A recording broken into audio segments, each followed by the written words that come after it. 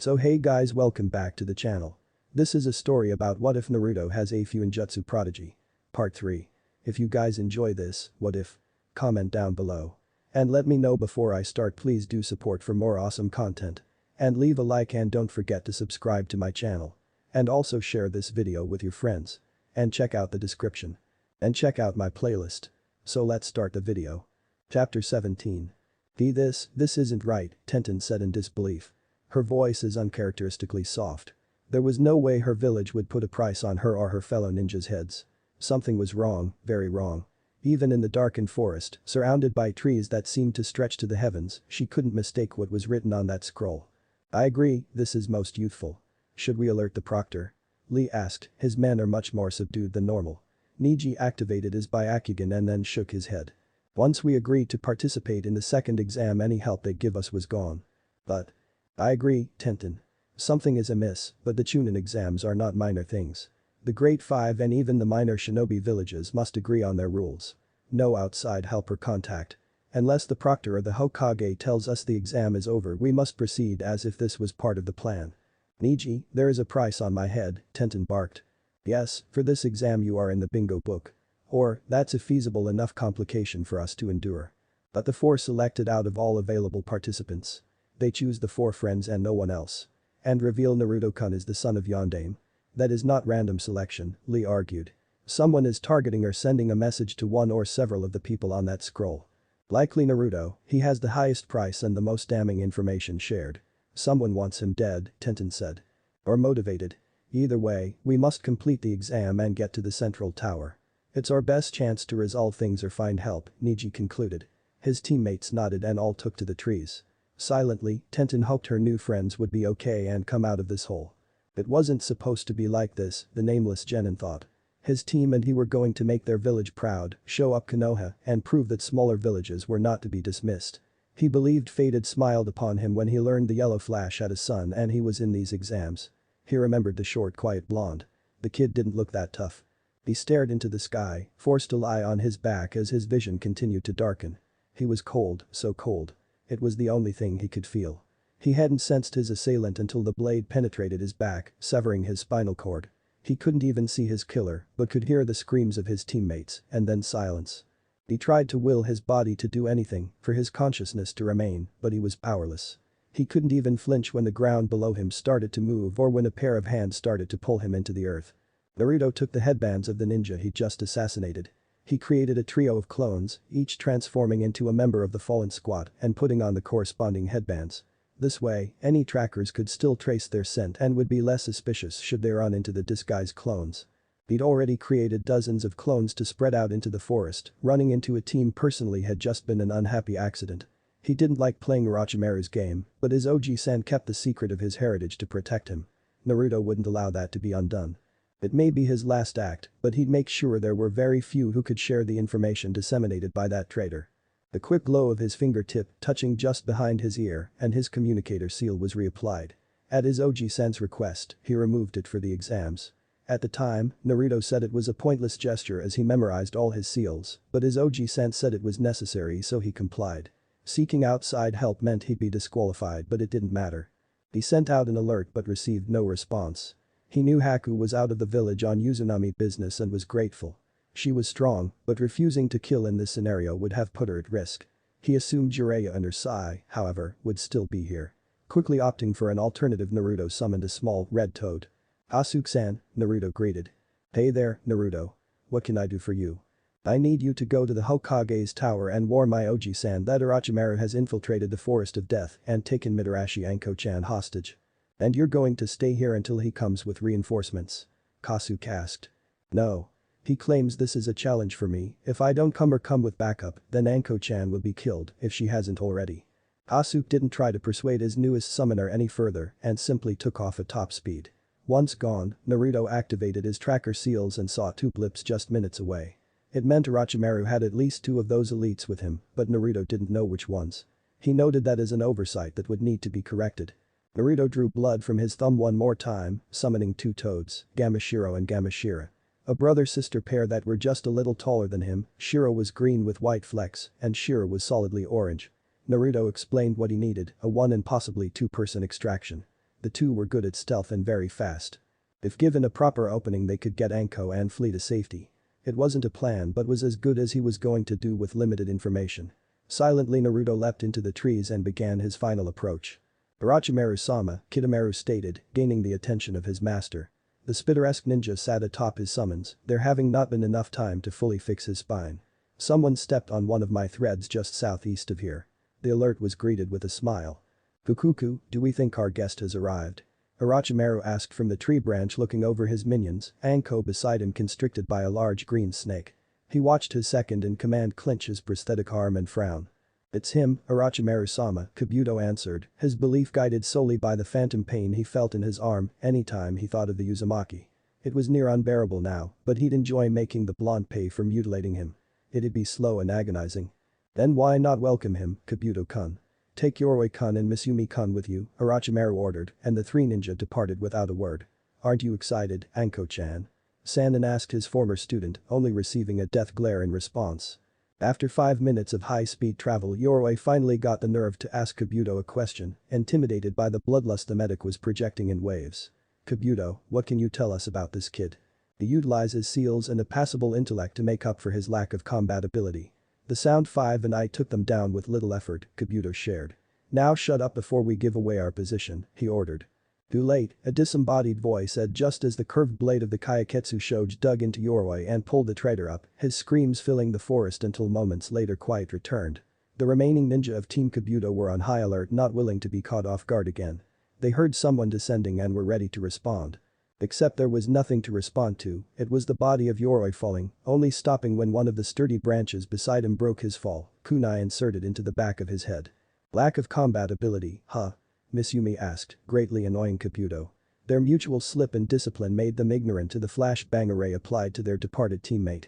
Blinding light and a piercing screech were the last sensations Mizumi would experience before he felt the cold blade of the Kaiketsu Shoge slide across his throat. Elevated in his position, the wound created an isolated blood shower within the forest of death, momentarily painting everything red as his life essence gushed out of him. He fell into the inky blackness of the forest floor, the canopy greedily consuming the sunlight.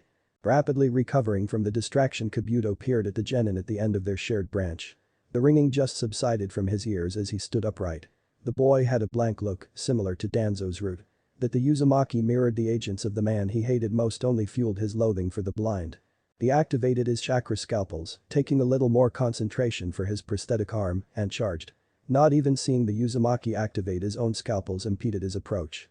Thrust, parry, swing were the primary motions as the two medics engaged in mortal combat, even with their mutual healing factors, they each realized this was a fight with slim margins for error.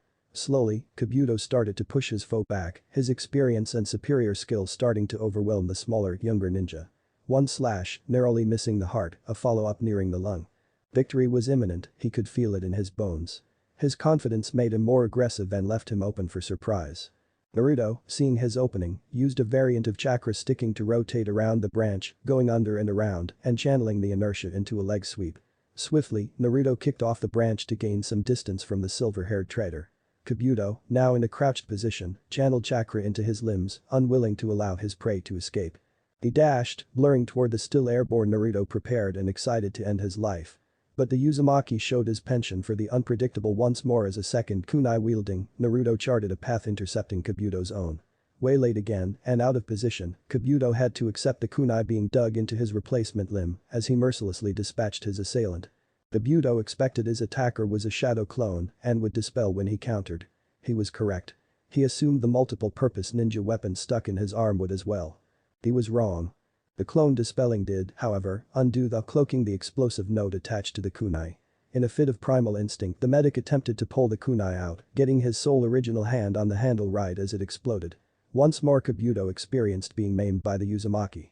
The blinding pain not even allowing him to scream as he hit the ground with a bone-breaking thud. Through sheer force of will he managed to get to his knees. The explosion robbed him of his sight and hearing. He was healing, but it wouldn't be fast enough. Kabuto would never see the gleam. He would never hear the melody of swoosh and clang. Only for the briefest of moments would he feel the Kaiketsu Shoge blade as it rocketed toward him, having been pulled from behind. The real Naruto dropped the transparent escape jutsu as he turned away from the fallen ninja. His clone placed an incendiary tag on the remains. Well, he doubted it, Naruto didn't want to know if the medic could grow half his head back. He leapt back into the trees, taking no moment to savor his victory. His work wasn't done. Orochimaru, his hostage, and his 6 remaining followers heard faint sounds of combat. It was after the final explosion had been heard that the snake Sannin laughed, confusing several in attendance. Kukuku, I don't think our initial wave fared very well against Naruto-kun. What should we do now? He seemingly asked the heir. Wait and attack him together? Dosu cautiously put forward. That sounds like a wonderful idea, Dosu-kun. Keep impressing me and you might just earn a spot as one of my new elites. Sadly, only Kidomaru and Tei remain. Such a tragedy befell Kimimaro, isn't that right, Yugo-kun? Orochimaru asked. The boy, sitting at the base of a tree with tags restraining him, could only grunt. Orochimaru-sama, another of my threads was tripped, Kidomaru warned. He knew Kabuto wouldn't miss their placement. He couldn't say for the other 2, but he suspected it was the Uzumaki. He took several steadying breaths as he balanced on top of his summons. Naruto, I have eyes on them. 7 hostiles in total and Anko is alive. Beat up but alive, Gamashiro reported. Is there a multi-armed one with them? Naruto asked. Yes, he's strapped to a large spider, she answered. Naruto stayed silent as he attempted to cobble together a plan, responding once he had one. He's an archer. I need one of you on him and the other on Anko. When I've drawn his full attention enough to attack, then neutralize him while the other snatches Anko. Once you secure the package, flee and do not return. I have 2 clones on standby to provide medical attention to your Anko-chan. Bunta is going to kill us for this, Naruto Shiro said, speaking for the first time. I'm sorry for any trouble this causes you, but I am short on time and options. Well, no sense worrying about it now. I'm in position and Spider Boy doesn't know, said Shiro. I'm in position, Shiro confirmed. Acknowledged. Orochimaru could sense a change in the atmosphere. Finely honed instincts, sharpened over the decades, told him something would be happening soon, but he schooled his features. If his ninja couldn't tell, then this would either be a learning experience or a fatal error. He didn't even let on that he made the 2 cloaked summons. They were good, and it was no surprise Kidomaru hadn't noticed he was at risk, but they weren't to the level of fooling a Sannin. The snake summoner wondered if he'd have to make Naruto break his contract with the toads once the blonde joined him. The snakes were morally flexible, but he found the toads to be rigid and sophomoric in their dispositions. An issue for another day, he reasoned as he watched Osu sent hurtling via flying knee. 2 shuriken followed the downed boy, but he reacted in time to block the projectiles with his melody arm, each metallic weapon sinking deeply into unorthodox ninja tools. Zaku wasted no time retaliating with his decapitating airwaves, and all watched as the Uzumaki was cut down by the concentrated wind. Relieved and unobservant, it was only the interference of Suigetsu that saved Zaku, as his claymore's blade intercepted Naruto's tanto, aiming to slash the unsuspecting Genin's neck. Naruto kicked Zaku away and engaged the Hazuki. It didn't take long to reveal Suigetsu was the superior with his chosen weapon, disarming the Uzumaki. As he went for the kill, he was met with a Rasengan, only his water transformation jutsu saved his life. Orochimaru watched as his future disciple had no time to process events as he dodged a pair of kin, finally having made a move. They missed, but it was as she planned, as Naruto's evasion put him right in the path of Dosu as he came in with a wide right hook. Showing his superior reflexes, Naruto rotated around dog strike, ending up behind the ninja and stabbing him with what he'd retrieved from his vest. It was smooth but not enough, something even Dosu knew. "Got you," the boy bragged as he heard his target fall to the ground, likely suffering from a severe and sudden dizzy spell. While Dosu had time to boast, it would be his last act.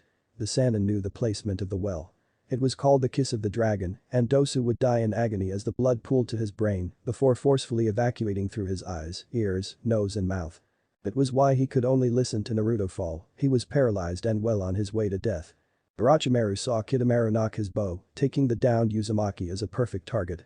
So concentrated on the one that crippled him, he wasn't aware of the very real danger that stood to his side. More for entertainment than any impulse to save his former elite, Orochimaru flicked a piece of bark toward the archer. The speed made him duck, causing him to miss his shot while also receiving a cut above his right eye as simultaneously a dagger and a tongue sped toward his summons, dispelling it and grabbing Anko. Each toad took off as if their lives depended on it, and Orochimaru had to admit that should the whim find him, they most certainly did. "Damn it, he got tipped off," Shiro complained, incredibly displeased he failed in his assigned task. "It's fine, just alert me when you're clear," Naruto said as he rolled from the claymore attempting to behead him. His dizziness was fast leaving him. It was fortuitous as he was able to perform a substitution with little discomfort. Razor-sharp wind blast splintered the log that replaced him. Now hidden in the leaves again, Naruto took just a moment to allow the last of the damage to heal. He needed to finish up with a lower ninja quickly so he could concentrate. The swordsman did provide some difficulty as the boy could seemingly avoid all physical damage. Naruto had an idea and most importantly, a pre-existing seal he could modify instead of inventing one on the spot. The brief skirmish had provided him with some good intel on all but the one covered and restrained. It was time to go on the attack in earnest. Naruto's first target. The wind tunnel boy. The Shunshin placed him right in front of him. Zaku was already in the process of lifting his arms, but his attack was stalled by Naruto's own. Kick to the inside of the right knee destabilized the Odo ninja. A back fist to the chin stunned him. A left cross to the neck filled him with blinding pain. The palm thrust to the chest finishing the striking portion as Naruto ended things with an one-armed, over-the-shoulder throw toward Kin. The Kunoichi wisely jumped out of the way as the seal on Zaku glowed briefly before he was reduced to a pink mist. Kin avoided the blast but not the gore as she dropped to her knees in shock. Naruto was on the move before Zaku ever exploded, the water boy was next. Rasengan flaring, Naruto charged, near recklessly. Suigetsu, caught off guard by the blitz attempt, almost didn't have time to transform before the swirling chakra ball hit, but he did just in time as his lower body became pure liquid. Smiling as he flowed around Naruto, he gripped his claymore prepared to end the fight. So committed to the killing strike he disregarded the bead tossed by Naruto. Bukuku Orochimaru laughed as he watched the Hazuki become an ice sculpture. He wondered if he'd be able to thaw the boy, but all plans were dashed when he watched Naruto perform a spinning heel kick and take off Suigetsu's head. The Odo leader was impressed Naruto managed a counter to Suigetsu's most useful ability. Kitamaru, knowing he was next, wisely used his next arrow to free Jugo from the last of his restraint seals. Jugo, fully enraged and transformed, hit Naruto full-on with a chakra jet-boosted punch. The Uzumaki hit the trunk of a tree hard, nearly going through it. Jugo followed, his right hand transformed into an axe ready to cleave the murderer of his only friend. He swung and felt his weapon sink into something. Even enraged he knew it wasn't a human body. That his victim managed to substitute himself before he received justice only enraged Jugo more. He looked around and saw nothing. Heard nothing. Sensed nothing. It was infuriating. Jugo hit the ground, causing fissures to appear. It wasn't his enemy, but it was an outlet so he hit the ground again. And again. Hard enough to start to break up the ground. Lifting his hands to strike the ground once more Naruto's staff broke through, hitting Jugo in the throat. Annoyed more than hurt, the transformed ninja was going to bat the staff away, but was stopped by a concentrated shock that coursed through his body. His opponent stunned and paralyzed, Naruto returned above ground and swung the other end of his staff, hitting Jugo under his chin and lifting the taller boy off his feet. Both hands on his staff, Naruto attempted a downward strike, but Jugo's recovery was too fast and he caught it as he glared menacingly at Naruto. Unbothered by the intercepted strike, Naruto detached half of his staff and hit Jugo on the outside of his knee, his stomach, inside elbow, and finished with a strike across the jaw. Jugo dropped the other half of the staff as he fell to the ground. His transformation dropped. Kitamaru shouted and Orochimaru understood his archer's shock. Naruto, seeing his chakra network disruption seals working, dropped his stick and blurred through a chain of hand signs. The wind style. Wind bullets hit through and not only tore through Jugo, but pushed him back toward Kin. Any further action against Jugo was halted as Naruto somersaulted away from an impending arrow. Naruto retaliated with a projectile of his own as he jumped toward Kitamaru.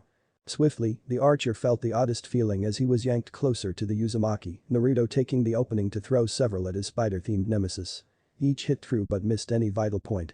Soon the secondary reaction of the clapback seal happened and both were flung away from each other, just in time for them to explode. Naruto managed to land on a tree trunk feet first. Crack. The cacophony of pain described Naruto's reality as he fell haplessly to the ground.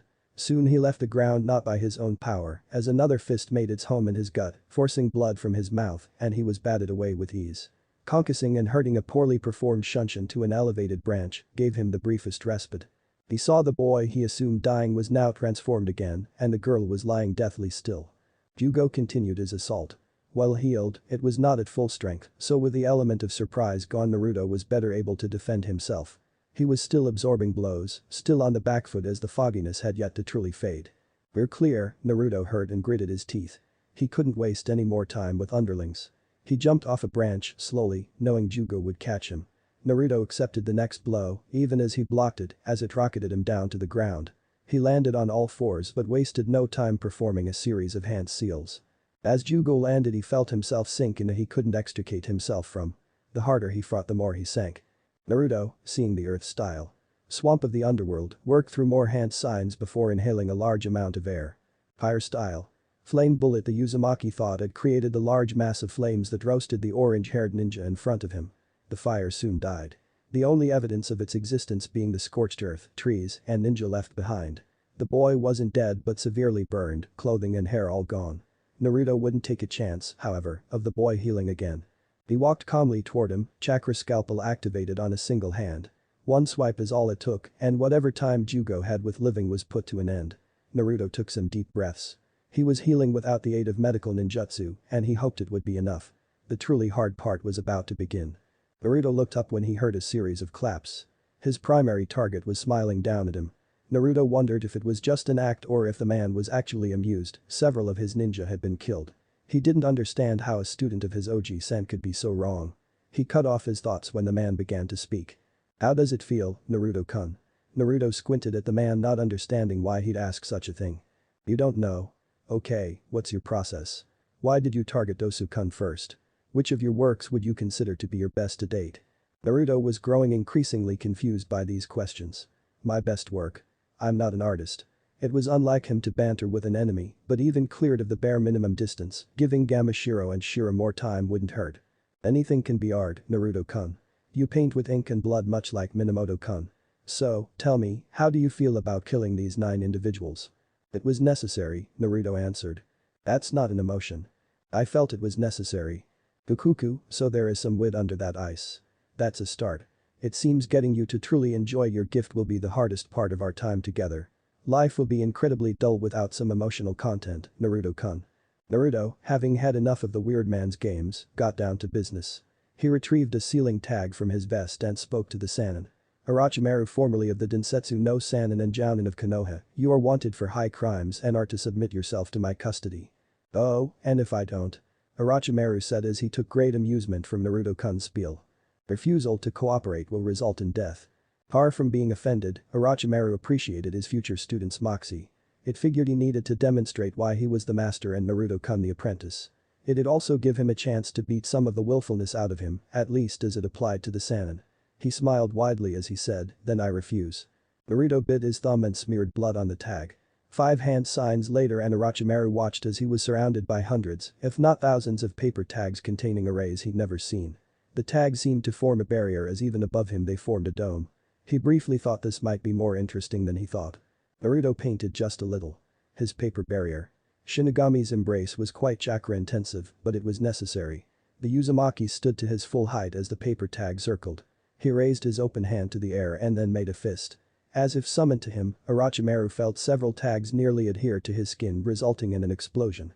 No blood, just wood, Naruto the Sannin had managed to replace himself. He saw the Sannin return, atop another tree, but he didn't seem so amused now. Orochimaru was busy trying to decipher how those tags got to him so fast. He couldn't understand the technique, but he also couldn't endure it in order to do so. It seemed that Uzumaki was truly intent on ending his life. He still had no issue with it. He'd show his student what a deathmatch truly looked like and why he had years before he could hope to defeat someone of the Snake Sannin's caliber. Naruto raised his hand again, Orochimaru started performing hand signs, and an explosion was heard. The gentleman pervert versus the legendary traitor was about to begin. Chapter 18. Orochimaru didn't have time to see if he was connected, as soon as his feet touched ground he was surrounded by more exploding tags. A swift replacement saved him as the explosion shook the trees down to their roots. His genius mind was occupied with dissecting the. Every technique had a flaw or limitation, something that could be exploited. As more explosive tags appeared around him he devised a test while avoiding the next volley of explosions. The mud clone was sent in an opposite direction and just as he expected, tags appeared around the both of them. The tags could track him by chakra signature, he concluded as he replaced himself with a log, the bombs rendering it to splinters. The Sannin kept moving. The blasts were powerful but avoidable as well, the blast radius of 3.5 to 4 meters. Those were some of the strengths, but he knew he'd have to press things to discover a weakness, though he suspected there was an obvious one to exploit. He found Naruto and made a beeline for his future student at a moderate, for him, pace. The tags continued to attempt to surround him, but he outsped them. Good, he thought, he had the timing down. He noticed they stopped once he was within the blast radius of Naruto. The tags lazily surrounded the 2 ninja, and it was as he suspected, the Uzumaki left a safe zone for himself. It was smart but exploitable. Orochimaru would soon discover he was wrong as only a brief glow alerted him, prompting an instinctual shunshin away as the tags detonated, the radius twice what it was previously. The Sannin could smell the scorched earth and feel the heat of the explosion, but didn't see Naruto. He had no time to ponder his whereabouts as he ably dodged a staff strike. Shadow clone, Orochimaru suspected. Not just the one he was fighting but the one in the explosion, and Orochimaru reasoned the barrier had a way to distinguish between the real him and clones. With practiced ease, he dodged the attacks of the clone, keeping an eye out for any tags. When none appeared, he rethought his earlier assumption about this being a clone. He smiled at the confidence of the boy, thinking he could attack a shinobi of Orochimaru's caliber with a neat trick and a stick.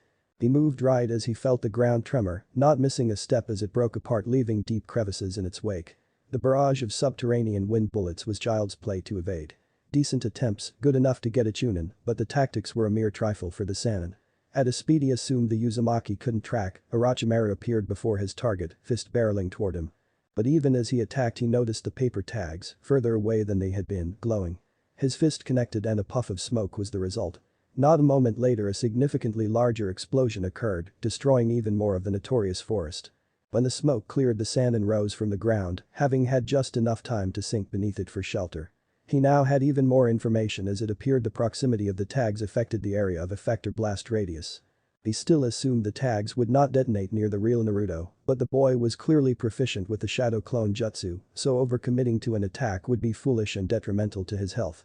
Fukuku, he laughed internally. The barrier was not just destructive, but an effective method of psychological warfare. Move wrong and you get blown up, pursue the wrong Naruto and get blown up, but stay still and you get blown up.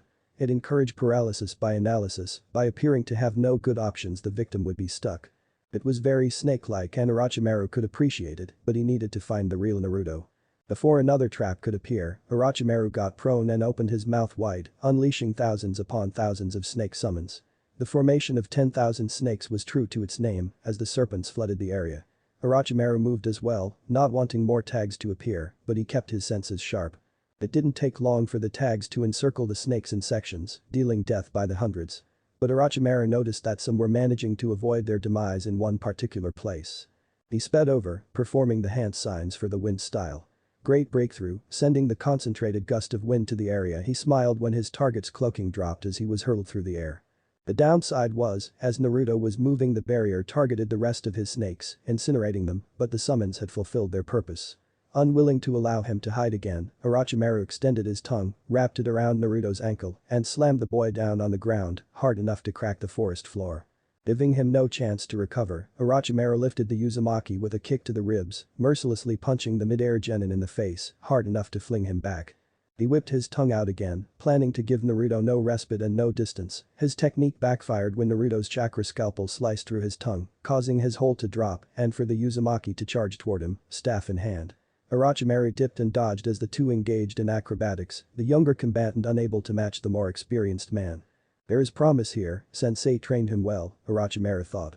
He had no love for the staff, but could see how the boy could, even for a brief period, match Kimimaro. Flipping over a leg strike, transitioning into a duck and corkscrewing over a third attack, Orochimaru called forth the Kusanagi. Pulling it from his mouth and performing a slash in a single motion, Naruto blocked the attack but was nearly taken off his feet due to the power of the blow. It was Orochimaru's turn to be on the offensive, gradually increasing the speed with each strike. He forced Naruto to go from blocks to evasions, but he was receiving cuts in the process. The Sannin was picking the Uzumaki apart as more and more cuts started to emerge. Not satisfied with mere nicks, Orochimaru thrust his blade at Naruto's left clavicle, but was shocked when the Uzumaki's protective vest didn't allow the sword to penetrate. Taking advantage of his small window, Naruto hit the sword upward, splitting the staff into a scream of sticks as he did. He quickly hit Orochimaru's wrist, the shock of the chakra disruption seal, causing the Sannin to drop his legendary weapon, but Naruto was not done. 2 hits, one to the knee and the other to the ribs, kept the Sannin stunned. Naruto flowed into a jab, activating the high-powered shock seal at the end of the stick. Orochimaru was treated to thousands of volts of electricity before being impaled by a Rasengan, or that had been the plan. Defying modern medicine, the Sannin powered through the electric shock and grabbed Naruto's wrist before the pinnacle of shape manipulation could hit him. Tossing the wielding arm to the side, Orochimaru hit Naruto with a back fist, drawing blood from his nose. But the same hand, he nailed the genin with a cross that sent him skidding across the ground, only being stopped by a tree, but even it groaned at the force of the contact. Orochimaru was on top of the boy as soon as he saw him pull out two of the same type of beads that froze Sujetsu. He had a wrist in each hand, squeezing hard enough to crack bone. Soon, the pain became too much as the Uzumaki tossed each bead to either side of the two, but not content to have his arms pulverized, he jumped and performed a dropkick, forcing Orochimaru to release him. The Sannin was set on attacking once more, but stopped when he saw the Uzumaki close his hand in a similar fashion to when he first created the barrier, and instantly a line of tags appeared between them. Orochimaru had no time to react as both absorbed the blast. By any objective viewing, Naruto's last attack netted him, at best, a Pyrrhic victory. His flak vest had been pushed past its limit, giving into the blast. Naruto had burns across his chest and soft tissue damage. Some tree shards got him as well, a large one in his right arm. His ears were ringing and he could hear nothing over it. Not only was moving near impossible due to the explosion, but, he figured, Orochimaru's sword was coated with a poison that his natural healing factor must have delayed the effects until now. As he catalogued his injuries, Naruto activated his projection seal. 50% complete, nothing can stop it now. Primary objectives. Rescue Anko, complete. Neutralize Orochimaru, complete. Secondary objectives. Suppress spread of heritage, still in process. Just as Naruto activated his communicator seal, he felt a foot press into him. The pressure was tremendous, the Sannin nearly breaking his ribs with just a step. Kukuku, that was an excellent display, Naruto-kun. Your potential is vast, and together we will do great things, Orochimaru said.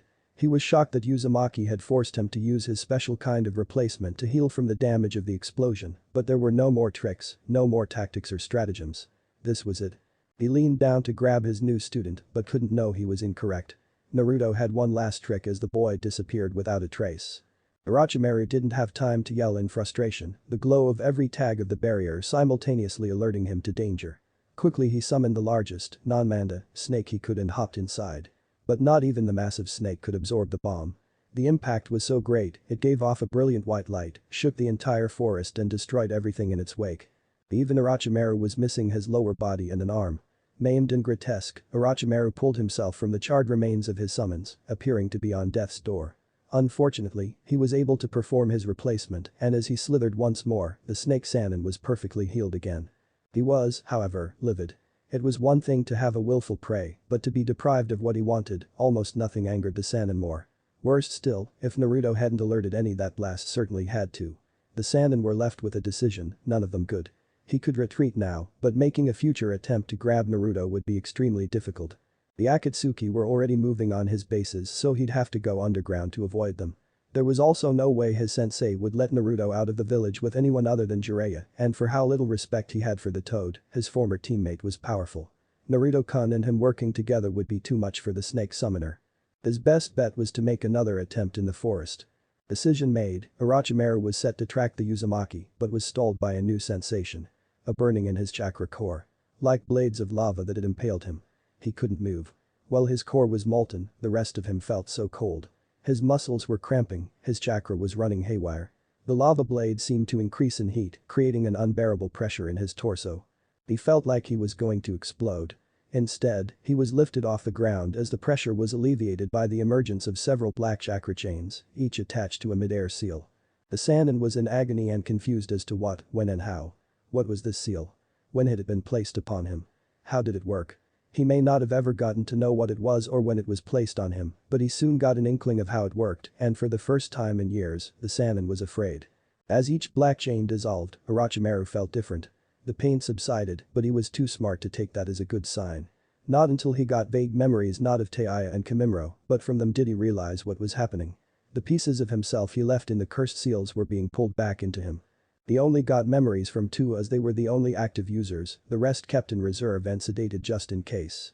It meant that for the first time in a long time, he was mortal. He watched in silent horror as the last chain dissolved and felt a twisting of chakra on his neck. He fell to the ground in a heap. He still couldn't move, his chakra flow was too erratic to even attempt to control. He could only sit Caesar, head bowed. The complete is humiliation, this submissive position was how Hiruzen and Danzo found him. He couldn't see them, but he could sense them. "Where is Naruto-kun?" his sensei asked, doing a poor attempt at hiding his fury. "I gobbled him up, Saratobi-sensei," Orochimaru jokes. He could not have been in a more vulnerable position, but he'd never cowered to a leaf ninja. If possible, Hiruzen felt his anger spike. Not seeing Naruto amongst the devastation was too inconclusive to be comforting or worrying. He needed to find his grandson, and even with several Anbu on the case, it was near impossible to not panic. "That means you don't know, so I have no use for you," Hiruzen said, and then started a sequence of hand signs, only to be stopped by Danzo. Not even his murderous glare backed off the former head of Root. "Your former student is a treasure trove of useful information. He is worth more alive, Hiruzen. I made the mistake of sparing him once, I won't do it again."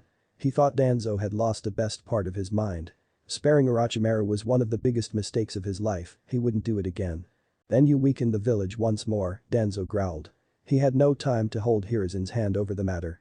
There was no one more entrenched in the true darkness of the shinobi nations like Orochimaru, and the man had much needed intel. Act like the Hokage and not a grandfather. The two aged shinobi stared at each other, a lengthy discussion happening with just a look, but Danzo would win the day. "Fine," Hiruzen relented. "You have one chance to prolong your life, Orochimaru. Stall, misdirect or lie and I will burn you alive." Hiruzen warned, then nodded to the bird-masked Anbu, and the man knocked the Sannin out with the handle on his tanto. He along with bored Sunshine away as Nico approached the Hokage. "No Naruto, Hokage-sama, but I did retrieve this," she said, holding the Kusanagi. "What would you like me to do with it?" "Well, Nico-chan, you wanted something to teach Naruto, and it appears he has quite the spoil. When we find him he goes into protective custody which you will hear," Hiruzen answered. The purple-haired Anbu nodded and was set to depart before she heard a voice over the communicator seal. "Tiger found him, Hokage-sama. He's with Anko and 2 summons. Lead the way, Nico," Hiruzen ordered, and the trio departed with due haste. "What the shit?" Anko exclaimed and then winced. Her sensei had worked her over pretty thoroughly, and even with the healing of her, she was still experiencing some discomfort. Her shout could be understood, though, as she'd just watched a dome of paper tags appear from nowhere. "You must remain still, Anko-chan," Clone lightly admonished as he tended to the slight fracture in her leg. Yay, but can you tell me what that is?" she asked as she pointed to the barrier. "The sign that all is going according to plan," was all the clone would say, even as she gave him her best pout. Anko got increasingly worried as she heard the sound of explosions, it reached a new level once the explosions ceased. However, it was the sight of a badly burned, bleeding and beaten Naruto suddenly appearing by the clone that made her heart stop. The clone stopped working on her, having already seen the most significant injuries, and turned the real Naruto away from her. She heard more than saw the blonde vomit briefly. "And if that weren't enough, I felt the forest floor shake and felt a wave of heat from a massive explosion." The clone, ignoring the final effects of the paper barrier, retrieved a water bottle and cleaned off the original, while another clone, one that had been guarding the perimeter, used an earth to bury the sick. The two clones then got to work on healing the original, which left Anko confused. If the original was unconscious, as he appeared to be, then why hadn't they dispelled? She didn't ask, however, as she didn't want to distract them. She winced as she got to her feet, pulling a kunai. The two toads, also weapons ready, joined her. All three had felt someone approaching, and none dropped their guard when they saw it was an Anbu, especially not after Anko had been tricked before. The agent signed a secret code to Anko, but even that didn't allow her to drop her guard. The Anbu didn't move any closer and simply waited. Moments later, the Sandaime arrived, and Anko felt the deepest sense of relief at having her leader present. "Stand down, Anko-chan," the Hokage ordered in a light tone, it was decidedly unrepresentative of his current emotional state. "And you too may dispel, please give my regards to Gamabunta," the Hokage said, acknowledging the summons. "Sorry, we leave when we run out of chakra, our summoner requests it," Gamashiro said. He meant no disrespect, but the Hokage had no authority over them. The Hokage nodded. "You two can return home. Thank you for your aid," one of the clones said, but never took his eyes off his work, repairing the damage of his duel with Orochimaru. "Of course kid, just remember that Gamabunta-sama is going to want a word," Gamashiro said before she and her brother departed. "Naruto-kun, is the original okay to move?" Hiruzen asked. It hurt seeing his grandson in such a state. His turmoil was multiplied by it being due to the traitor Hiruzen had allowed to flee, having been soft-hearted when he should have been firm. "I can place some stability seals on him so nothing will jostle during transport and then he can be carried," the clone answered. "Do that and then send a message to the rest of your clones to dispel. I'm sorry to say but your participation in the exams ends now. It would be inadvisable for my clones to dispel now," the clone cautioned as he applied the stability seals via chakra. "While this is necessary, why do you think it is inadvisable, Naruto-kun?" Orochimaru gave every team a scroll that stated "I am the son of Minato Namikaze. The clones are preventing the intel from leaving the forest." Hiruzen was dismayed. Not only at the long-buried secret getting out, but the burden his grandson took upon himself. "It's fine, Naruto-kun. It is a long past time for you to be openly acknowledged for who you are. dispel them and get ready to travel. The clone obeyed and while in pain, it was Anko who picked the blonde up. Tiger Shunshin away with the shadow clones. He's so small, Hokage-sama, Anko said.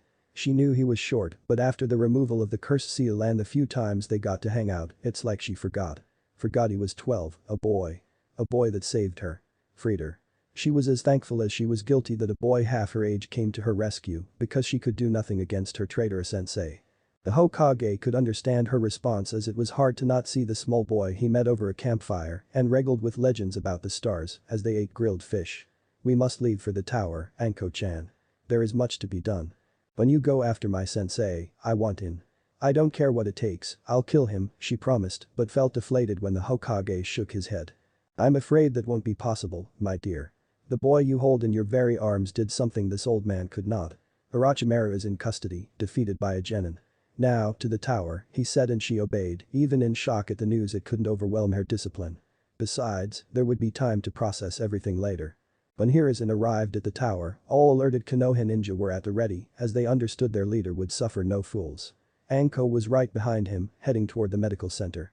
Danzo had arrived before Hiruzen and was waiting with Kakashi, the copy ninja having not been told anything, but his presence was needed. Standing at attention in the makeshift office when Hiruzen entered, Kakashi was quickly becoming concerned about what could have prompted Danzo to summon him on behalf of the Hokage. Kakashi, I won't mince words with you, Orochimaru infiltrated the exam and revealed Naruto-kun's heritage to each participating team. All four in Jounin will be dead within the hour, Hokage-sama, Kakashi said with an eye smile, and then turned to leave. Stop, Kakashi. The order I gave you on October 11th, nearly 13 years ago is rescinded. The world will know of Minato and Kushina's son. I did not summon you for that. Forgive my presumption, Hokage-sama, Kakashi apologized. Hiruzen waved him off. It's fine. The reason I brought you here is that Orochimaru was not just content with spreading the information about Naruto, he abducted Anko and challenged Naruto to retrieve her. No, Kakashi said. He knew his chibi, knew he'd march right into a trap because Haddock-sensei told him to not do so would make him less than trash. Is he okay? He is injured, I will not lie to you. It was bad but he will survive. More importantly, Kakashi, he won. I'm sorry. Kakashi said, not understanding the Hokage. He defeated my student. I haven't debriefed him yet, he's in the medical center, but Orochimaru is heavily sedated in Anbu lockup thanks to your student. I want you guarding him until your other students arrive but mention nothing of what has happened. You believe Orochimaru had help? Yes. Now, I believe much will be revealed in short order, but for now, watch over Naruto-kun and if anything arouses your suspicion, kill whoever has done so. Type I errors are permitted, the Hokage advised grimly and Kakashi departed without a word, recalling the last time the Hokage said those words.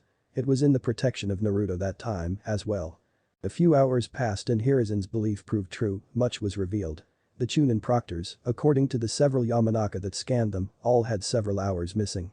Inoichi said it was not a defensive measure, but a sign of a deep hypnosis. While Hiruzen wouldn't discount the possibility of Orochimaru having such a technique, it was also possible he'd had aid from a third party, as a pair of gate guards had similar symptoms. When Hiruzen finally debriefed the shadow clone of Naruto-kun, he was both proud and dismayed at the boy's trial within the forest. He praised the clone for managing to save Anko and subdue Orochimaru, but criticized him for not waiting, especially as the clone admitted the original thought it was a trap and Anko was already dead. Still, the pride won out and he couldn't be too hard on his grandson. Minato had left the village without permission, tracked and defeated 3 Kumo Jounin to save Kushina. The son took after the father in more ways than one. He was now sitting across from Baki. The Sun Jounin's team had arrived much earlier than any other team, the next closest was Team 8 and that was only recently. Hiruzen had a neutral look on his face and could see Baki was attempting to appear neutral himself, but the Hokage's aged eyes could see the stress and trepidation in the man's body language. Normally, he'd be the cat to the outmatched Jounin's mouse, but he was in no mood. His chakra was unsettled, mimicking his true feelings. It felt that even his very blood demanded a sacrifice to his rage, for someone or ones to be fed to his righteous fire, for daring to harm his grandson. But he'd remain calm for now. Calm is what his position demanded of him. Calm would get results. So, Baki-san, the Hokage started before taking a pause. Tell me why I shouldn't murder your team and you before throwing your corpses in a mass grave. Danzo, who was in the room, just facepalmed knowing his former teammate likely thought he was being calm and collected. He resigned himself to his new position of trying his best to keep Hiruzen from convincing himself all of Suna needed to burn for daring to harm his grandson. He realized that this was likely karmic retribution for all the times he hadn't listened to Hiruzen and had been wrong not to. It was going to be a long night. Chapter 19. Prelims PT1. Baki stared at the man known as the god of shinobi. What response is there to that man asking why he shouldn't kill you and your charges? Bluster may only provoke him to show it wasn't an empty threat. Invoke the law. If he was threatening them, then he clearly didn't care about the ramifications, which meant the Sandaime knew. Knew. Not suspected, not had reason to believe, but knew. And Baki knew he was well and truly fucked.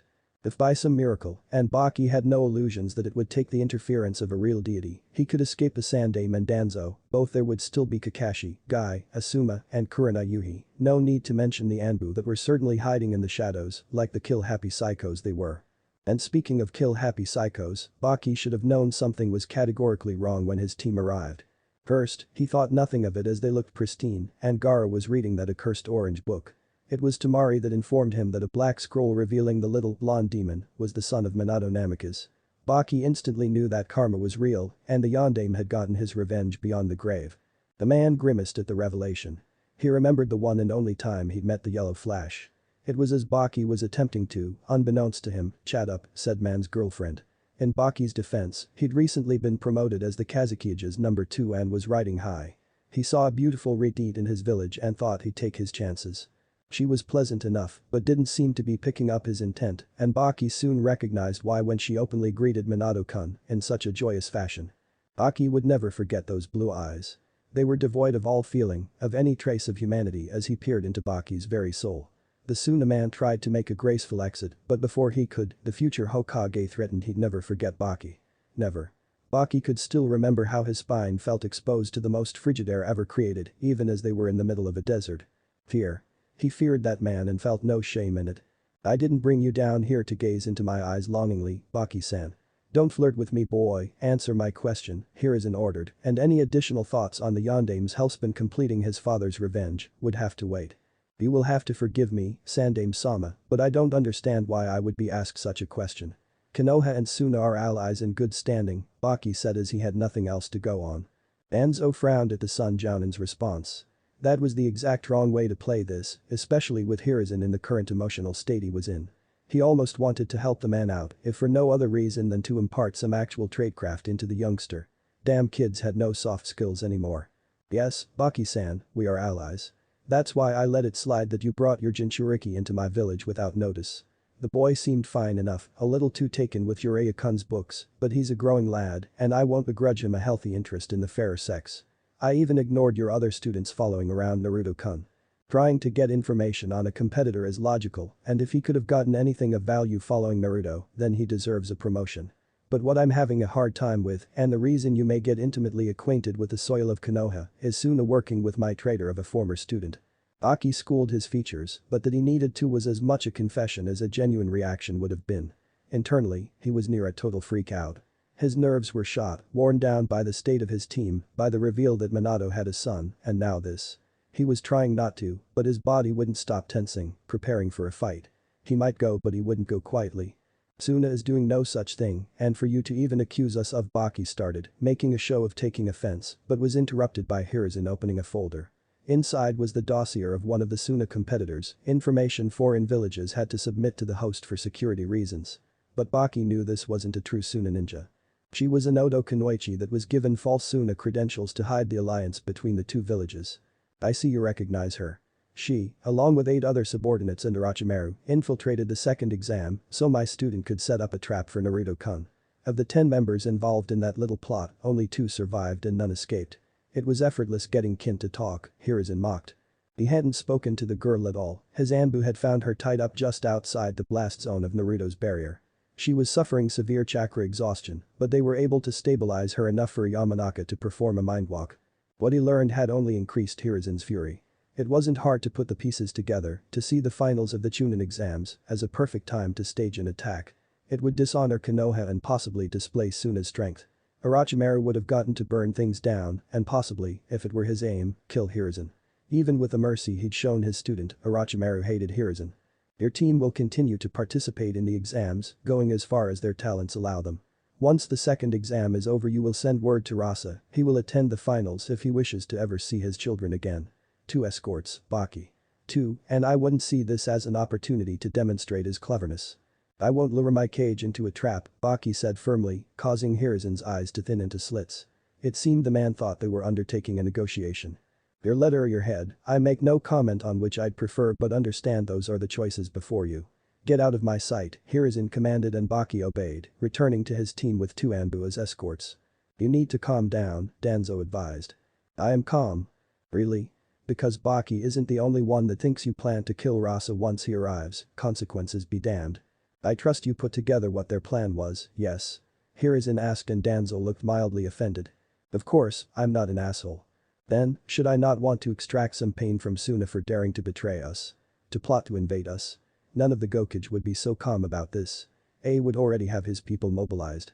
Danzo answered, making no secret of his true position on Hirazen's argument. And if I thought the invasion that clearly isn't going to happen was your motivation I might entertain your argument. It'd be nice to kill a cage before I depart, just a great item on the resume. But you're acting the same way you behaved when Enzo died. The room turned frigid as the Hokage stared at Danzo, but the man felt no fear. This needed to be said. You were blinded by rage, Hirazen. You let your students run wild to claim your revenge. So, if you're sitting here saying it isn't in you to do it, then save it. Naruto-kun isn't dead, nor is he my S. Isn't he? Are you really so unaware? It is only your age and respect for Minato's sacrifice that you claim him as a grandson, but I know a father's pride when I see it. Of course I'm proud.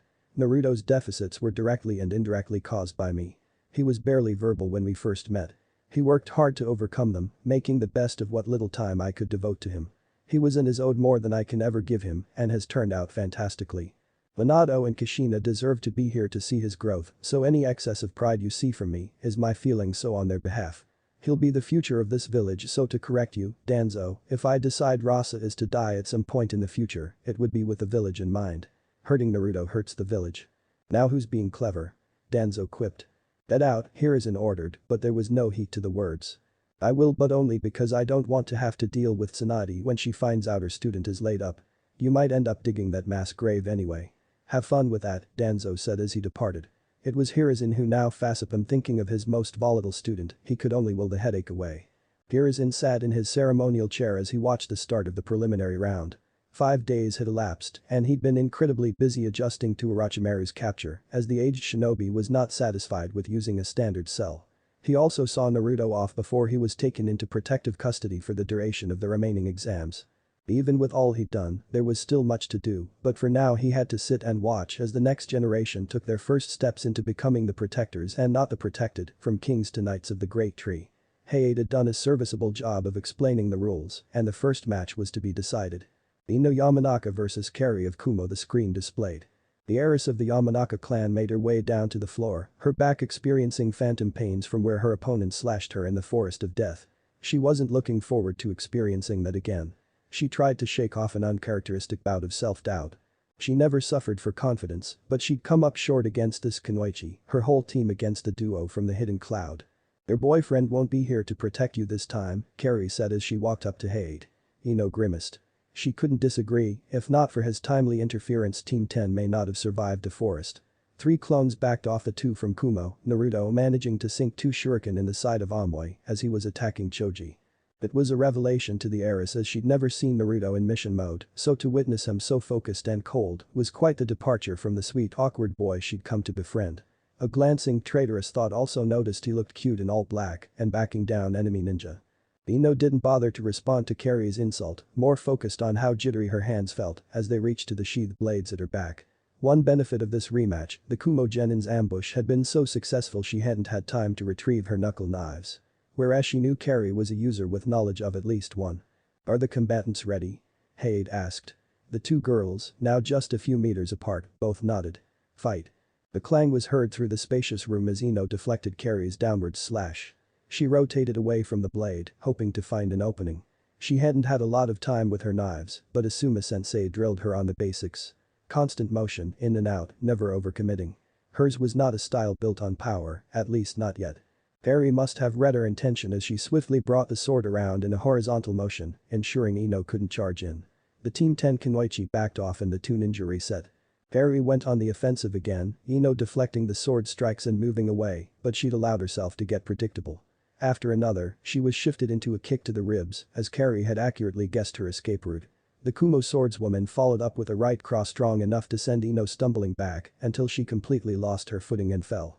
Carrie stuck her sword in the ground and performed a series of hand signs before pointing her glowing hand toward Ino. The electromagnetic murder jutsu hit true, but Carrie was too slow to realize she'd made contact with a substitution log. Slow enough for Ino to deliver 2 cuts to the back of Carrie's legs, 1 each. Carrie tried to spin kick Ino, but the Yamanaka was moving in the same direction and dug in a body blow before she backed away.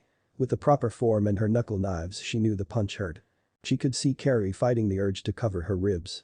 Angered that the Konoha princess managed to actually wound her, Carrie retrieved her sword and began a furious attack. The sound of metal on metal echoed throughout, neither fighter willing to back down. But it was clear to every senior ninja, Ino was faring well, but unless she came up with a plan she'd lose to her technically superior opponent. As if they willed it, Ino blocked another downward strike but misjudged a distance, Carrie being much closer than times previous, Ino was closer to the hilt. For the first time in their fight, Carrie's blade tasted blood. Ino bit her lip in response. It wasn't an incredibly deep cut, but it wasn't shallow either. Her purple attire was staining itself with her life essence, a shoulder wound was limiting and painful. If she doesn't end this soon, the blood loss may start to affect her. Sacrificing some of her defensive power, Ino used one of her knives to nick the back of Carrie's hand. Ino ducked, feeling the sword leave her body and hit Carrie with a short uppercut that snapped the red-haired Kunoichi's head back. As she circled away, Ino finished her assault with a leg kick to the back of Carrie's knee. Knowing her enemy was behind her, Carrie deftly performed a backward stab. It hit nothing, but it allowed her to shift away from Ino and get back to her feet. She wouldn't broadcast it, would do her best to never let anyone know, but her legs were feeling more and more numb. And that the hand that had been cut was starting to feel it, as well let her conclude that the knives were poisoned with, she hoped, a paralytic. Carrie was in an undesirable position. She didn't want to waste chakra, the proctor had explained that 3 of the participants would have to fight twice, and she didn't want to risk depleting herself, should she be called again. But she couldn't continue taking damage. She needed to end this and receive treatment. The brash Kunoichi settled on a blitz, a final all-out assault to make the girl in front of her crumble. She sent chakra to her limbs, hoping the minor enhancement would be enough and dashed toward Ino. If the previous exchanges had been intense, this felt murderously rabid to Ino. Carrie had committed to an onslaught of fast and powerful strikes. Not as technical as she had been, but this was almost worse. Ino was being pushed back, barely defending, but even the defense was taking a toll. She was getting tired, worn down, and would be open for an unguarded attack soon. She had one more ace up her sleeve, but like almost everything else she hadn't mastered it, so was reluctant to use it. However, the situation demanded she either gamble or concede. She chose to gamble. First, she switched her tactics from deflecting the sword to dodging and evading it. The only reason she could manage it now, instead of when Carrie was fresh, was because Ino could see her poison had started to work. The attack was frenzied, but Carrie was ever so slightly slowing down. Ino used it to get in close, arms pulled toward her chest as she did so. Carrie, taken off guard, lashed out with another right cross. It hit Ino square in the jaw, but as it was in motion, she ran her blade along the inside of Carrie's forearm. The heiress hit the ground with a thud, and it confused all that Carrie didn't follow up. I quit, I need help. Kumo Kunoichi shouted in mortal terror. Hayate was shocked but called the fight just as Ino got to her feet. I need a medic, I don't have much time. She screamed, not understanding why no one was coming to her aid, not even Samui. She put pressure on her arm trying to buy her precious moments and was so relieved when a medic appeared beside her and then whisked her off. Another medic doing the same for Ino. Hayate performed a simple water to clean up the blood as the next 2 names were selected. Ara of Suna versus Siki of Kusa. Ara arrived on the floor, eyes having never left his book. He was getting to a good part and didn't have any interest in fighting some child. Forfeit or die, he warned his fellow genin, but turned the boy out when he didn't hear some version of I quit. The sickly projector called a start to the fight and Gara felt his sand intercept something. Probably a kunai, he didn't really care.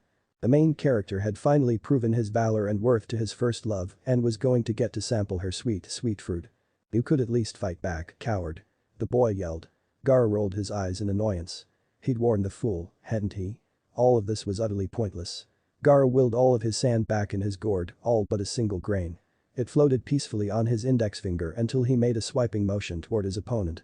The projectile entered the Kusa genin's brain before he could even consider moving. Gara was back with his siblings before the body hit the ground. How to be youthful. Gara heard someone shout. He didn't bother to respond. Age was an illusion that gave false value to life. Fast or slow, death was simply the end of a meaningless existence. The Uzumaki showed him that, had given Gaara the gift of nothingness. Gaara longed to repay the Uzumaki by ending his life. After another pause to clean the arena floor, 2 more names were displayed. Kiba Inuzuka vs Sakura Haruno. Yay, finals, here I come. Kiba exclaimed as he dashed downstairs, eager to get this over with. Well offended, Sakura understood why Kiba was so confident, as the academy version of her would be a total gym fight for the Inuzuka. Even before her time in the Forest of Death, she would have assumed she was overmatched. The pink-haired Kunoichi had such a low opinion of her abilities because she was continually comparing herself to her team and her disastrous missions. It wasn't until she faced off with normal Genin did Haruno realize she wasn't as weak as she thought she was. Sasuke was a genius and obsessed with training to reach his goal of killing a certain person. She didn't have his drive, certainly hadn't had it at the tender age of 8. Kakashi was the Konoha Jounin, and while he could come off lazy, she'd seen what he could do when he turned it on, so of course she couldn't compare herself to him. And Naruto. Well, she didn't really understand Naruto even after having trained with him for months. Having Kakashi-sensei inform Sasuke-kun and her that Naruto survived his face-off with Orochimaru, though the pride in Kakashi's eye led her to believe he did a little more than survive the encounter, made her conclude that Naruto was just different. She wasn't weak, just weaker than the trio of monsters she'd been teamed with, and felt no shame in it. It was simply a goal to reach, she'd close the gap by hook or by crook. It was why she understood Kiba's confidence, but she still planned to kick his ass. Both fighters got in their stances, Sakura making sure to stay light on her feet and waited. "I'd hate," yelled, and Kiba dashed towards Sakura, a feral swing aiming to knock her out in one blow. He was fast, faster than the Team 7 Kunoichi, but not fast enough to completely overwhelm her. Sakura timed the strike as she slid back just out of range while grabbing Kiba's wrist and pulling him forward. Out of position and defenseless, Sakura slugged him with an overhand right, landing on Inuzuka's jaw. On instinct, Kiba spun through the blow and kicked Sakura in the gut, forcing her off her feet as he rolled away. Kiba tried to fix the swimming feeling in his head by shaking it repeatedly. The fangirl was much stronger than he'd expected, and while rash, he wasn't stupid. He couldn't treat her like a scrub. Finally clear, Kiba rushed at Sakura again, but this time with a plan. As he entered striking range, he circled to her left and sidekicked Sakura on her hip. Stunned from the quick change of direction and power of the blow, Sakura absorbed a follow-up kick as Kiba's shin met her neck. She was in a world of pain and couldn't think, forcing her to act solely on instinct. This surprised Kiba as he expected her to either curl up from his attacks or try to create distance, which was why he was attempting to close the distance before she could retreat. Sakura opted to get closer and throw a pair of short uppercuts. The first was off the mark, it landed, but under the jawbone near Kiba's left ear. The second one was right on, landing under his chin. Once again Kiba was startled and dazed by Sakura's power, but sobered up immediately when he felt her clinch the back of his head. Clinching was something Hinata did, so he knew how bad the position could be and how to get out of it. He dropped low, dug his shoulder into her stomach as he grabbed her legs and took her down, mounting her in one smooth motion. "Ah, fuck." Kiba yelled, denied the chance to enjoy his advantage. Not thinking, he went to reach for the kunai stabbed into his leg, not paying attention to Sakura at all. For his momentary lapse, he was awarded a meeting of his head to the floor as Sakura reached up and pulled him down. The thud could be heard by all in attendance. Sakura pushed Kiba off her and returned to her feet, gearing up to kick the potentially concussed boy in the head to end this, but Sakura had her own oversight to pay for. "Oof," she gasped as Akamaru dove into the girl, his head buried in her gut with enough force to lift her off her feet. The little dog barked in warning. "Good job, buddy," Kiba complimented. He'd torn off part of his sleeve to wrap his leg with, having removed the kunai. It hurt to put pressure on his leg, and he'd be noticeably slower because of it, but he was still confident he could win. "Come here, Akamaru, let's show her why she shouldn't mess with us." Sakura witnessed Kiba give Akamaru a pill, then the appearance of a cloud of smoke, before it revealed a perfect replica of Kiba. The two got on all fours, chakra briefly surrounding their bodies. She didn't know why but performed a substitution jutsu, narrowly avoiding the tsuga.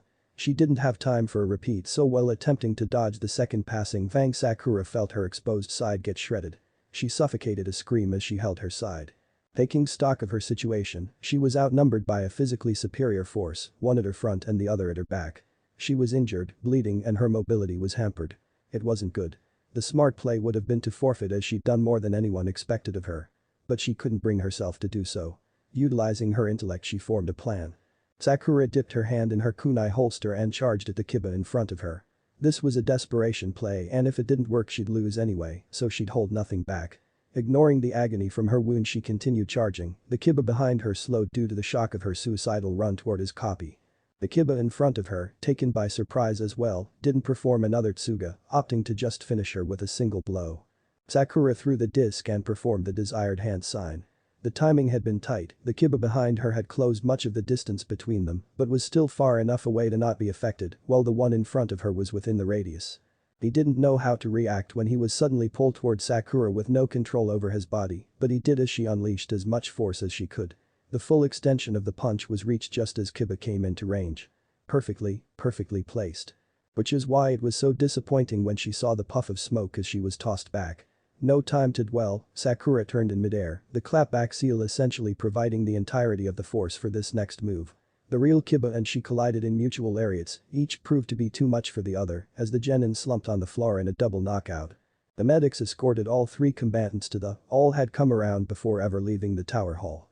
Parent of Kusa vs Niji Hyuga. Parent was unsteady as she walked down the steps. Her time in the forest had been traumatic, if she were being frank. She'd sensed several copies of a chakra signature moving throughout the forest, and everywhere they went other signatures vanished. So, when she felt three of them heading toward her team, she was terrified. She wasn't a fighter, she wasn't even really a medic. She was one step above a tool and hated it.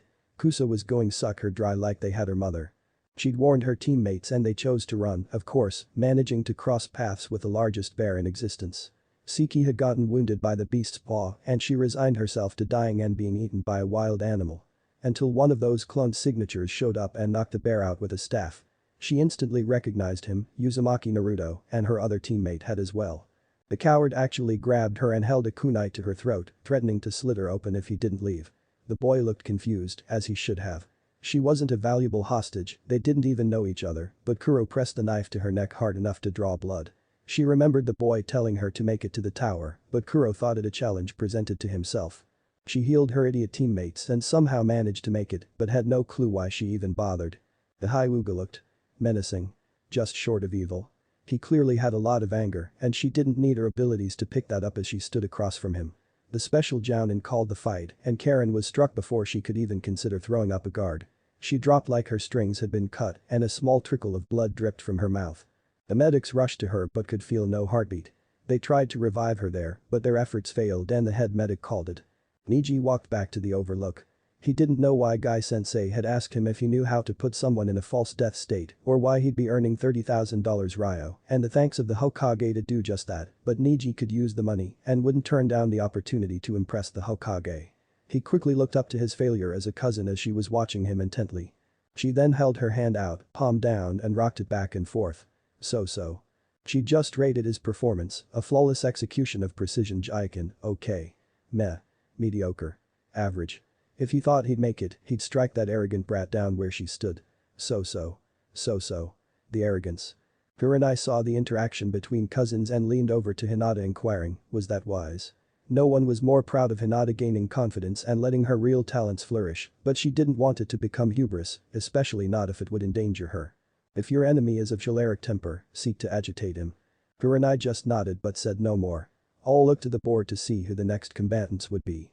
Damari of Suna vs Tenten of Konoha. It confused all in attendance when, for vastly different reasons, both girls adopted murderous grins. Chapter 20. Prelims PT2. The Preliminating. Hello, Tenten, Naruto greeted as he approached her. Team training hadn't started yet, so she was just doing some target practice until Guy-sensei and Lee arrived from their daily bout of psychosis. She smiled, not having seen her mutual user in several weeks. Hi Naruto. How are you? I'm well. I came to ask a question, and he informed her. Sure. I have a bone sword, do you want it? Tenten looked at Naruto, remaining silent and blinking slowly. It appeared he'd gotten more brazen in his perversions, even incorporating metaphors for dick. I know you know that's in the holy shit that's a literal bone sword. Her tone going from chastising to gleeful surprise. She thought all the Kagaya were dead. How did you get that, where did you meet Kagaya? We fought and he stabbed me with it. That put a damper on her excitement. Are you alright? Yes, I healed and of the two of us he had the greater odds of dying from our exchange, Naruto explained. Why you killed a Kagaya? I couldn't confirm it at the time so I do not know but possibly. Either way, I have this sword and thought you'd put it to better use. Naruto placed the weapon in Tenten's hands. It felt light but as sturdy as any steel sword she's ever wielded.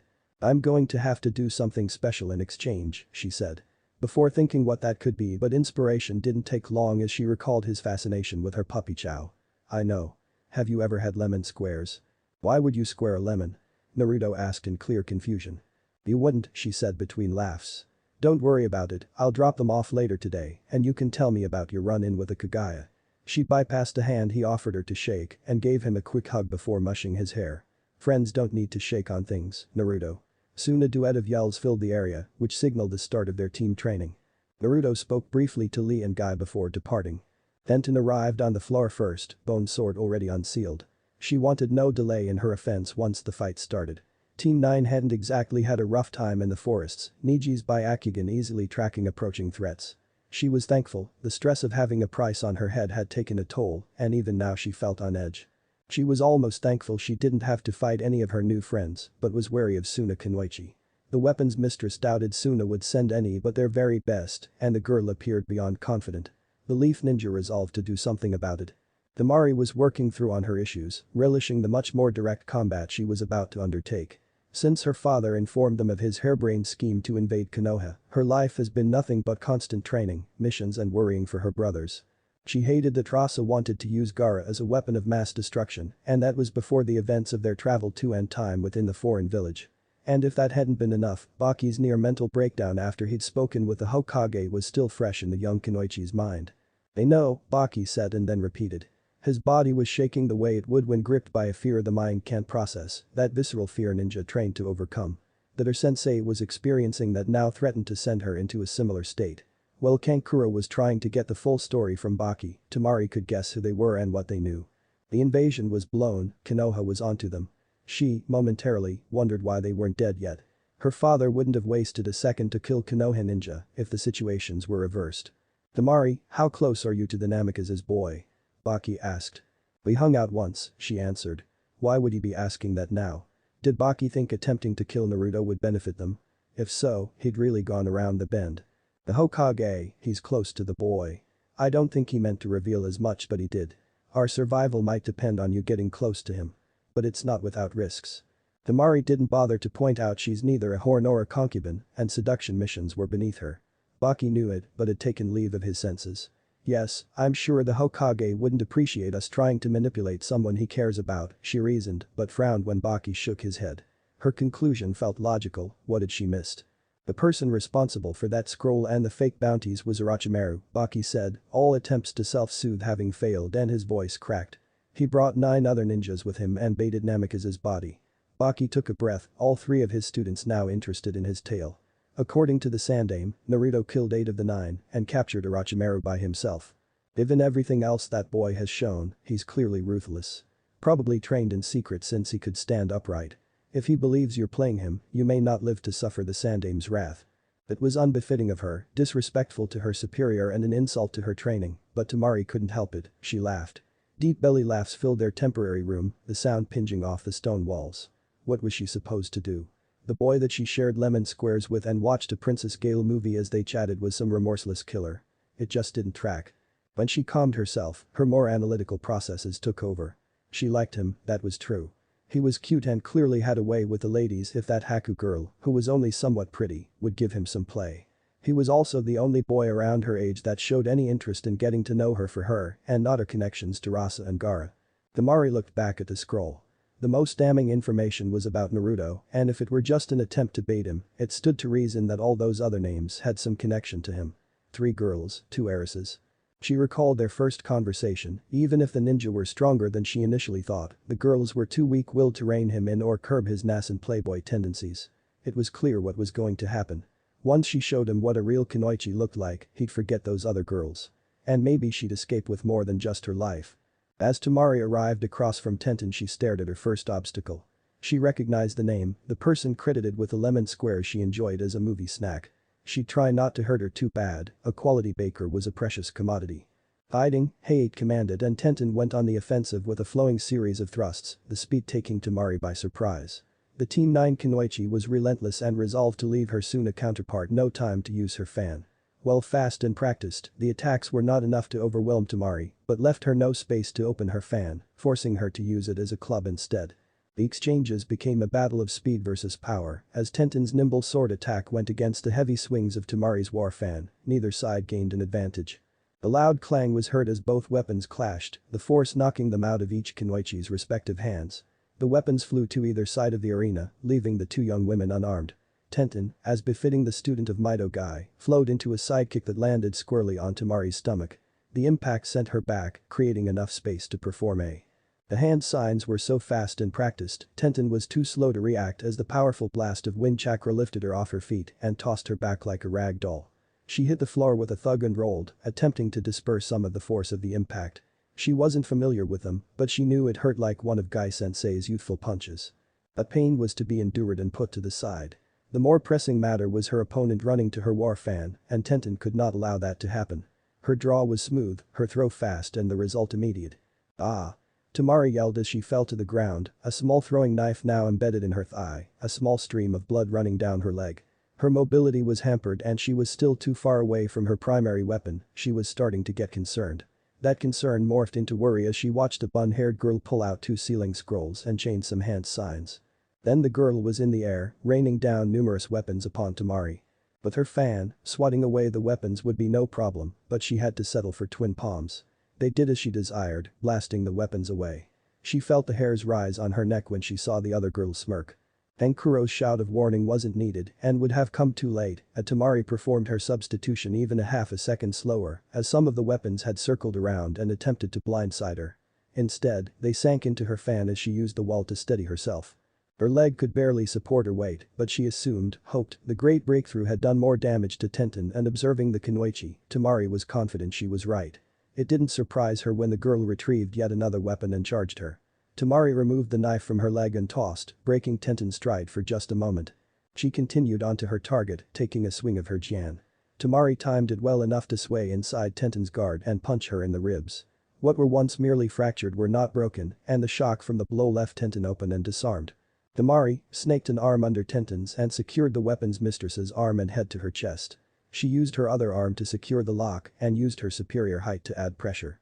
Tenten tried to fight, but with her circulation cut off she was rendered unconscious in a matter of moments, Heiei promptly calling an end to the fight. Temari was announced the winner and both girls were escorted to receive medical aid. She hadn't known what she was expecting, something more makeshift, but the treatment center in the tower was anything but. The medics placed her and Tenten in the same room. Two medics saw to Tenten's injuries, one to her wound. The three chatted, mentioning something about it being a shame that their cutie wouldn't make it to the finals. When one blamed a snake bastard, Temari put it together but was confused all the same. Did these three know Naruto, and if so, how? Could he be a combat medic?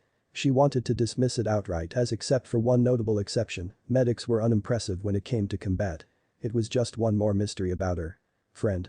She didn't know but resolved to learn more about her future conquest. Temari was thankful when she was given something to read, the medics keeping all participants there unless they are called again or until the end of the preliminary round. She paid little attention to the last Kusa genin that was brought in with a slash across his chest, nor the slacker with pineapple hair. She did get concerned when Kankuro was brought in, but was refused access while the medics worked, one eventually informing her he was nearing chakra exhaustion. She had to bite her tongue when the severe-looking Hyuga was willed in while holding his privates. She must have clearly missed something good. Back at the arena, Hinata watched what could be her future opponents. She understood Choji forfeiting against Gaara after his display, but she'd have liked some more information about him. The Kumo genin, Amoy, was a user. Lee was a Taijutsu specialist by necessity and a powerful one at that. She had no information on Sasuke as Ino chose not to return to face him. She was relieved, she'd have neutered the uchiha if he harmed her Ino-chan. She felt bad for Shino-kun. It had been a good fight, but he'd succumbed to the poisons before he could finish the puppeteer, the two KOing each other. Finally, her name was called and it was against her cousin. He was already angry at her while she had no problem ignoring his diatribe. She used to think she understood why Niji hated her. It wasn't just that she was of the main branch, it was that despite her desire to remove the curse seal she was weak and ineffectual and held a higher status that her talents didn't merit. She accepted that and would never judge Niji for it. However, the better she got the more he resented her, no overture to become allies was met with anything but hostility. And, according to Tenten, he'd badmouth Naruto-kun. He must not have gotten the memo that no one did that. So, while she loved her cousin and sympathized to the best of her ability with his resentments, she was going to have to hurt him a little. Odd, and the near mute support system isn't here to prop you up. Niji bit out words she did pay attention to and caused her eyes to narrow. Okay, I'm going to hurt him a little more than a little, she thought. But new physical pain would be nothing, it was his arrogance that needed a hit. He finally shut up and the proctor finally called a start to the match. Niji's attack was fast, relentless, and textbook perfect. She'd have to devote herself for days on end to match the grace and form he achieved almost naturally. He was talented and diligently worked to further that talent, but talent could have a weakness. As much as Niji practiced, as great as he could be, no one was as obsessed with the gentle fist as the proud failure of an heiress. Her forms were never as crisp and didn't flow with power and purpose. Because she knew she was doing it wrong, she obsessed over the manuals, over the kata, just hoping to get it right. She never did, not to anyone's satisfaction. It made her hate herself, made her curse her very being. But her best friend gave her permission to be more than the Hyuga heiress, to do more than chase her father and her cousin. She was strong like Hinata, and so while Niji could perform the striking progressions perfectly, she could guard them with just as much ease. She could see the signs of frustration that took hold when he couldn't simply beat her down. The rigidity of his form, the frown and tension around his eyes.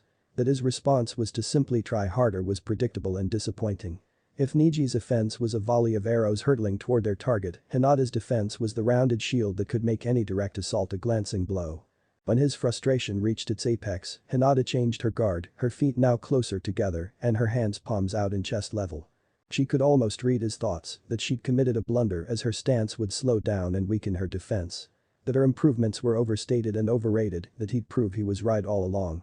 Confidence had returned and it had nothing to do with anything he'd done, he'd given her control of his emotions, and he hadn't realized. Niji closed in and Hinata remained patient, waiting for the perfect time to strike. Now. She shouted mentally and attacked. There was a collective grunt of empathy from every male in the arena. Niji had expected something but not to be kicked squarely in the nuts. Hinata continued her assault as she grabbed one of his arms and pulled him close. Her second strike looked like a chop to some, but was really the thumb of her knuckle hitting a pressure point in Niji's throat, stunning him once more. A single arm takedown later, and Niji was face down with his arm straightened above him and Hinata's shin on his neck as she executed an armbar. "Submit or I'll break your arm," she demanded as she put pressure on the shoulder and elbow joints. His pride told him to let her break it, that she'd either be too cowardly to follow through or he'd beat her with one good arm. He grimaced at the pain, his arm reaching its literal breaking point. Niji was saved by his sensei, Guy calling a stop to the fight and Hei taking heed. He wanted to yell at his sensei, wanted to blindly attack his cousin, but a small trickle of something down his spine told him to behave. He turned to see the Hokage, his face severe and removed from the kindly grandfather he normally portrayed himself as. Niji said nothing and allowed the medics to escort him away. Hiruzen congratulated all who moved on to the next round and had them draw for their next match. Hinata drew Lee, Amoy would fight Temari, and Sasuke would face Gaara. She felt good, having beat her cousin and potentially earning a promotion in a month, but she wished she could share it with her best friend. His sensei had refused to allow her entrance into his hospital room. They had a lot to talk about. 2 days after he was brought to the tower, Naruto found himself in a poorly lit dungeon. The large doors with a paper seal upon them alerted him that he has finally entered the representation of his seal, he's in his shared mindscape with the. Naruto had thought about what he would say to them should they ever meet.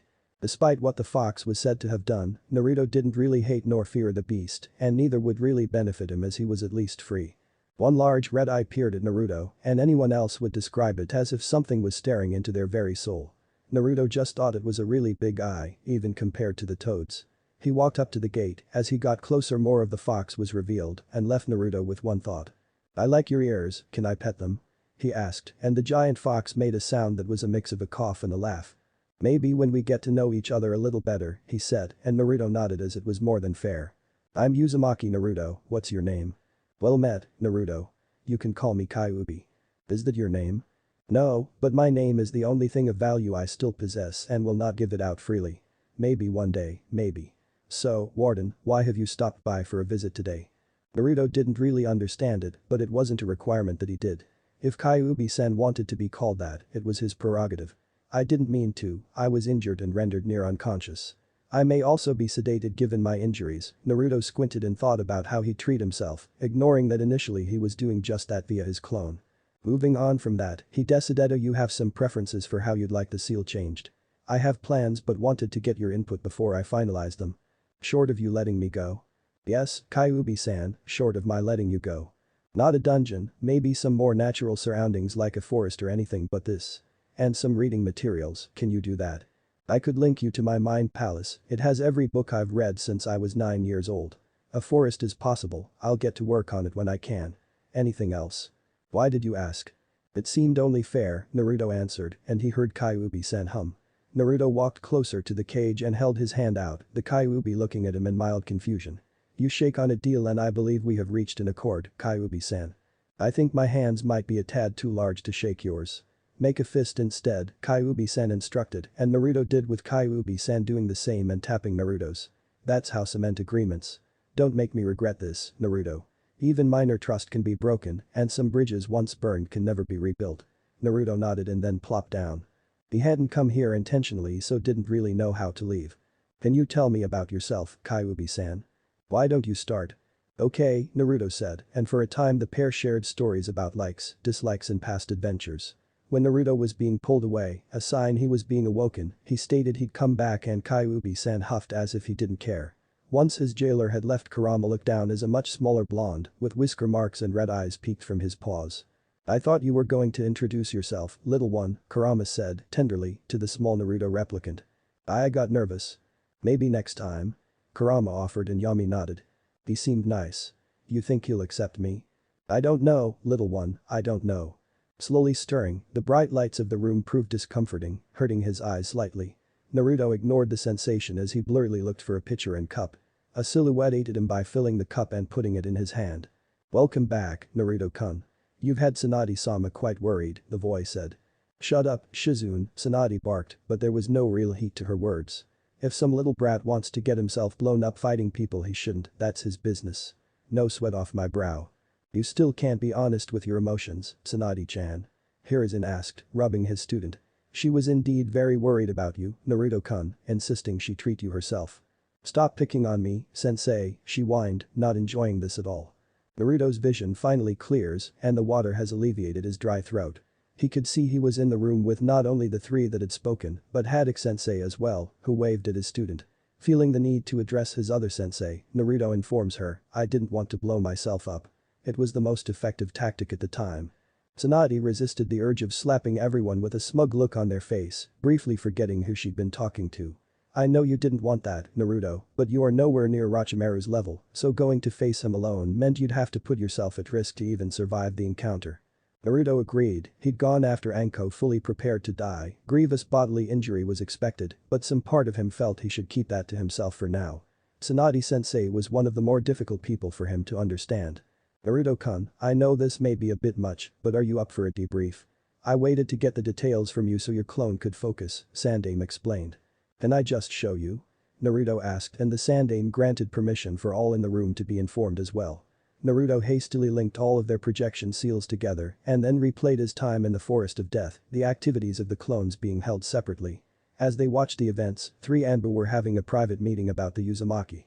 Yugao, Tenzo, the commander started, the two agents knowing he was serious as he called them by their actual names. They were in a secured room within the exam tower, supposedly to get final orders before Naruto's month-long protection details started, but Dragon had other plans. Uzumaki Naruto must be an Anbu operative, he stated. Commander Yugao started but was silenced by the raised hand of her superior officer. I know. Sandaime-sama doesn't think he'd flourish with us. I disagree. And not only would he benefit but we would as well.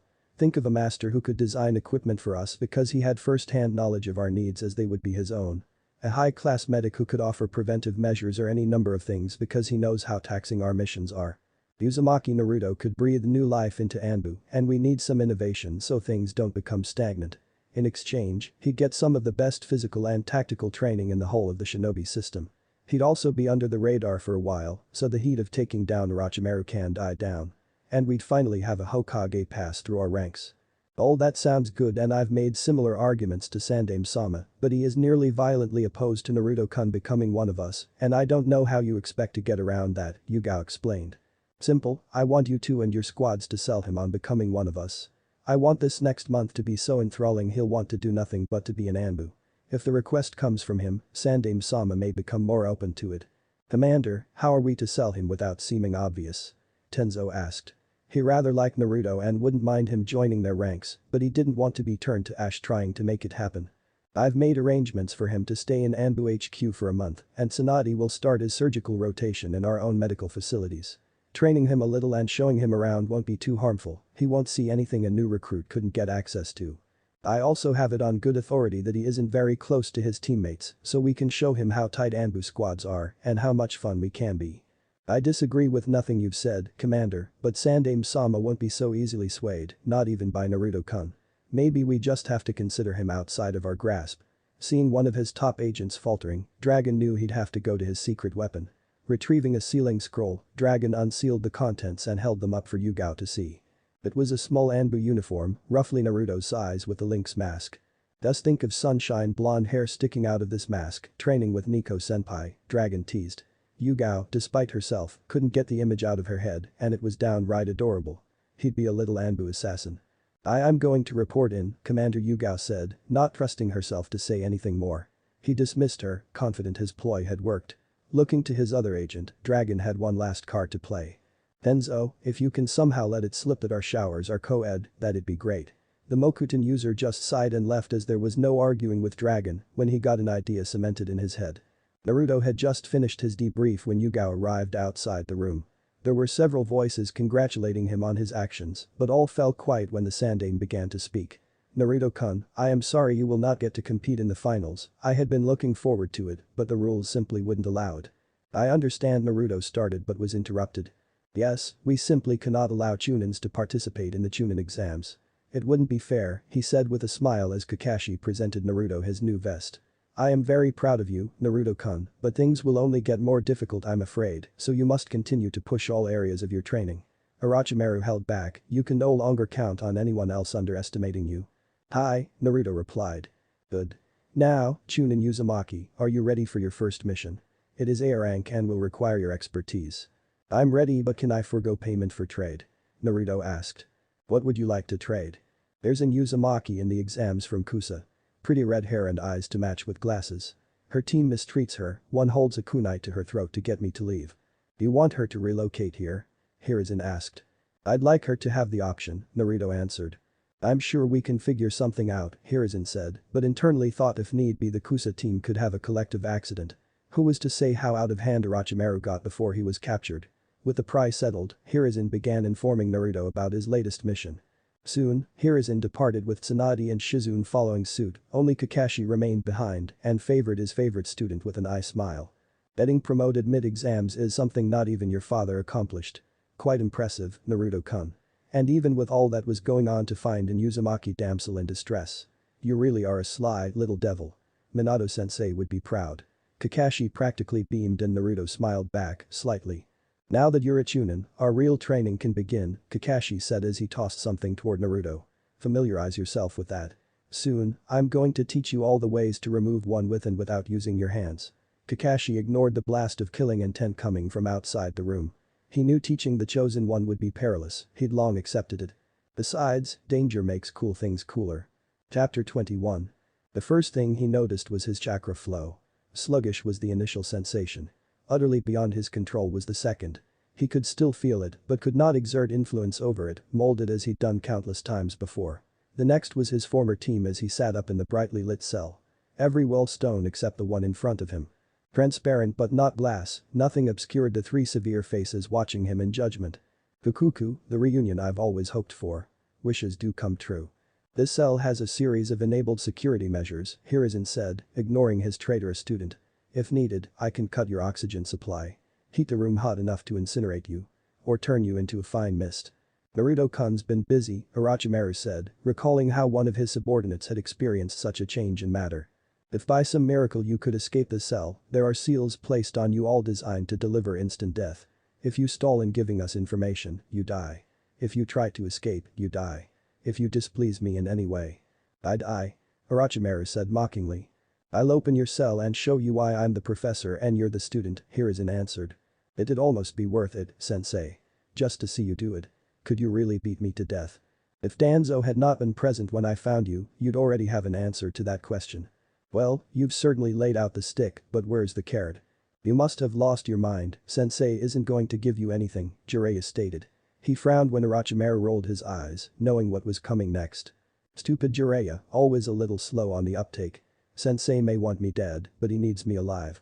Especially if you want the information I have about the Akatsuki.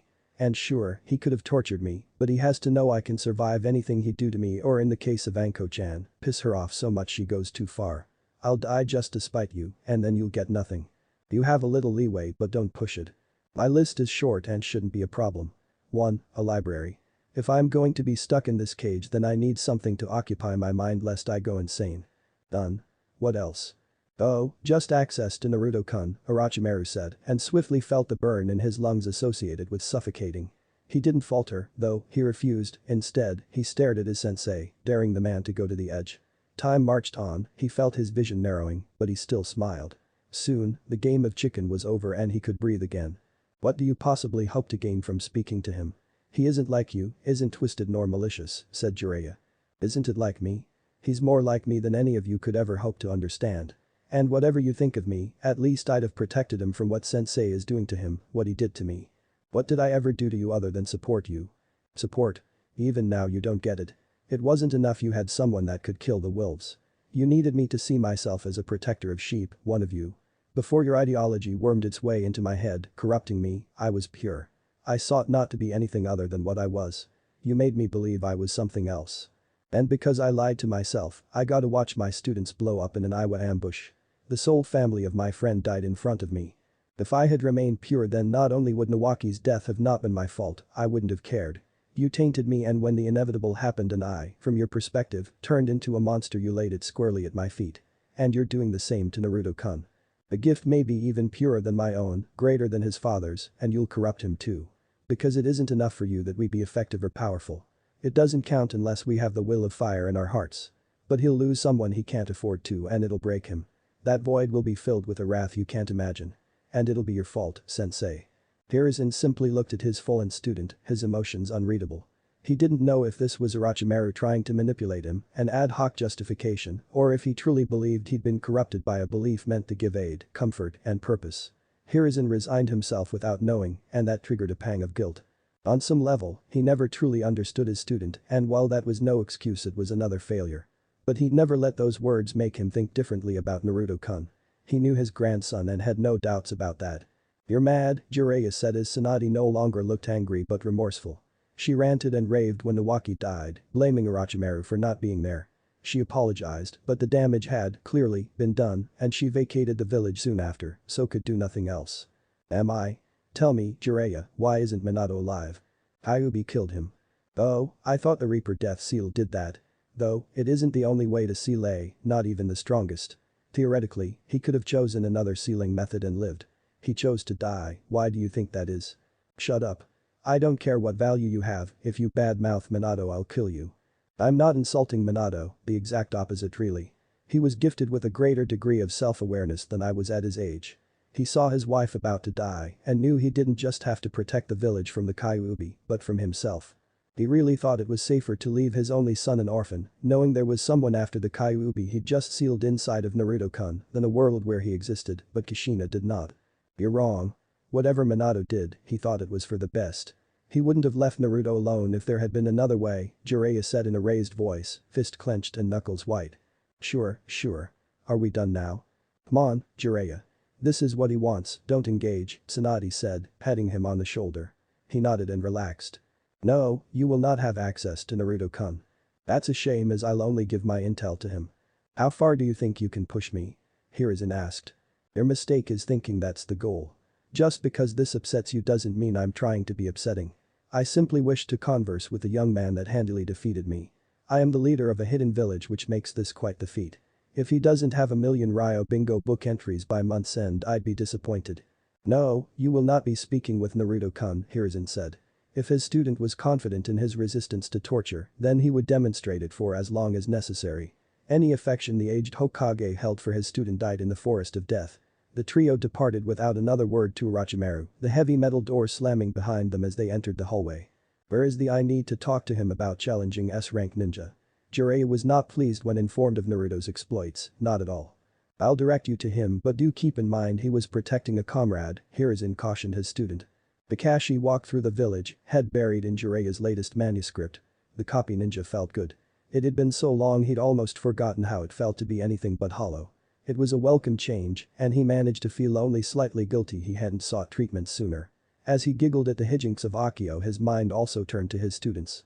All three had impressed him during the first and second part of the exams, and while he'd have been delighted for all three to make it to the finals, ultimately Kakashi couldn't complain.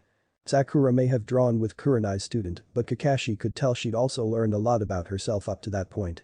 She fought really well against an opponent that should have overpowered her, and Kakashi was glad she was learning how to apply her intelligence in combat.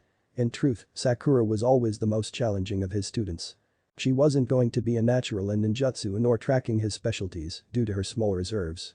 Where she may have talent due to her chakra control would be the medical and illusionary arts, but one teammate was being trained by Tsunade and the other had the Sharingan.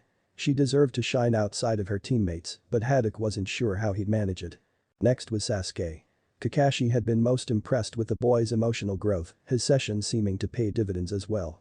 Kakashi could see a reality where Sasuke would have gone with Naruto to face Orochimaru out of a confusing mixture of rivalry, jealousy, and loyalty. Instead, he heeded the advice of his teammate and got Sakura and himself to the tower. It was the kind of decision a Chunin would be expected to make, and Kakashi knew that choice would benefit the Uchiha during final assessment. Now, he just had to figure out how to keep his student alive against a nihilistic Jinchuriki. A part of Kakashi wanted to pull Sasuke from the fight. It wasn't mandatory, it wasn't a mission, and Kakashi had little information on Gaara's abilities outside of sand manipulation. That suggested he had some version of the magnet release, and if he were in any way proficient with it, Sasuke would be in for a tough fight. Then add on what effects the Bijuu could have on Gaara, and he may be walking his student into a death trap. But he knows Sasuke wouldn't back down, not before even trying. And if he'd known Naruto didn't just survive against Orochimaru, progress or no, Sasuke would refuse to yield to anyone in a show that he wasn't that far behind his teammate. "Hey, Kakashi," Asuma called out, interrupting the copy ninja's thoughts. He was with his team, the lone Kunoichi still sporting bandages on her shoulder, all standing outside a food stand. "Team 10, good morning," he greeted. "You seem to be faring well, Ino-chan. I'll have to let Naruto-kun know." "You know where he is? Is he okay?" she asked, hopeful he'd have the answer. "I do. He is. In fact, he'll be on special assignment for the month, so don't be too surprised if he's not around much." "Oh, okay. Thanks for letting me know. Hinata and I were worried," Ino said. Kakashi almost scoffed. Ino may have been worried, but he was certain that Byakugan-wielding Henny Badger would have killed him if she'd had the skill to do so. He remembered those dead lavender eyes when he refused her access to Naruto. He knew when someone was sizing him up and she had. "Of course," Kakashi replied and favored her with his eye smile. "Well, I must be off, I wouldn't want to keep Sasuke waiting too long," he said as he walked away. And while he would eventually get to Sasuke, he had one stop to make before he could begin training the Uchiha. He faintly heard Ino mention she had to hurry as well. It was a short trip to the aviary, and as he predicted, two of the visiting Jounin sensei were sending messenger pigeons to their respective villages. He wasn't as confident in allowing people to spread the information about Naruto being Minato-sensei's son, but the only way to stop it would be for him to kill a lot of people. Kakashi didn't necessarily have a problem with that, but he was too smart to ignore it would be a declaration of war on Konoha's part. War equals bad, so the intel would spread across the nation. "Good morning, all," he greeted, and while the blonde Kumo Kunoichi simply turned to him but remained indifferent. Baki, on the other hand, tensed. Good, Kakashi thought. Oh, he knew about Baki. Minato-sensei said the man had the goal to hit Kushina-sama right in front of him. It was only the desire to avoid an international incident that Minato-sensei didn't make him disappear. The man made Kakashi's Chidori hand itchy. "Haddock-san," Baki said gruffly. "I hope you are both enjoying your stay in our lovely village," Kakashi continued. "It's cool," Samui said. She seemed to be a well-endowed lady of a few words. Kakashi could appreciate that. Twice a night and once in the morning if she were down. "Such luxury makes a ninja soft," Baki answered, and Kakashi smiled at him. The man was confident he was safe until the end of the Chunin exams, Kakashi reasoned. "I don't know, Baki-san. Our forests are lush, yes, but you could get lost for days, if not years in that sea of trees. And who can say what lurks there? Why, some sand rat could find himself off the beaten path and never be found again." The trio became silent, and Kakashi appreciated that Baki didn't ask if he was threatening him as he clearly was.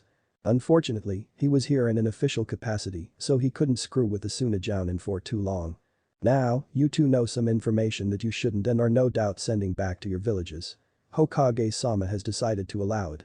But, and this is especially salient for you Samui-san, should either party ever act on said information in a deleterious manner Hokage-sama wanted to let you know he won't be nice like he was with Kushina, nor demonstrate the understanding he showed with Hinata. Kakashi didn't wait for their reactions, didn't really care. He delivered his message and departed with a shunshin. "You're late," was his greeting when he arrived at the team training grounds. He waved off Sakura's outburst. He was only a little late. "What excuse is it this time, Kakashi?" Sasuke asked. "I got distracted by two impossibly round cantaloupes." Ino compassed herself as she walked into the training area with numerous Hyuga members gathered. Hiashi, Hinata and the rest of Team 8 were in the center of the room and by all appearances they hadn't started yet. She slid to the side to get out of the way but saw that Hinata knew she was there. The Yamanaka hadn't known why Hinata wanted her there, even if she could guess, but she hadn't predicted a family gathering. "Today," Hiashi spoke with authority. "We acknowledge my eldest daughter and clan heiress for making it to the final round of her first Chunin exams." There was some polite clapping, but it was short-lived. "The only way to do it truly is for me to also acknowledge I was wrong. I pushed you hard when you were younger because I believed it to be the one, true way. I faltered and lost hope when you didn't respond. When you told me you wanted to be a Hyuga your way I only thought you were simply avoiding tradition." Hiashi walked toward his daughter and put his hands on her shoulders. "I was wrong. I am glad I was wrong, but sorry I needed you to prove me so." He let go and began addressing the room once more. "Hers is but one future path for the Hyuga, the first change of many I suspect. I request you all to aid her, push her, and be open as she is only at the beginning of a very long journey, but one that will benefit the clan if we let it. For the duration of the month her Jounin sensei, Kurenai Yuhi-san, will be her primary trainer. As the person most responsible for Hinata's progress I wouldn't intercede, but any resources you need from the clan will be made available." Kurenai nodded. "If there is nothing else then you are dismissed." Ino waited patiently as several members congratulated or otherwise made offers of support to Hinata. Once they were all gone and it was just Team 8 and her, she approached the lady of the hour with a wide smile. "Who knew you could earn so much from a well-timed kick in the nuts?" Ino jokes. Hinata giggled. "I think Niji will hate me for the rest of life," she lamented. "He'll get over it," Ino dismissed. She didn't know much about the older boy, but he was considered a prodigy and just shy of a raging asshole to those he felt beneath him. "Really, that was enough. So what can I do for you? I'll be healed up in a few days, but I don't know how much help I'd be."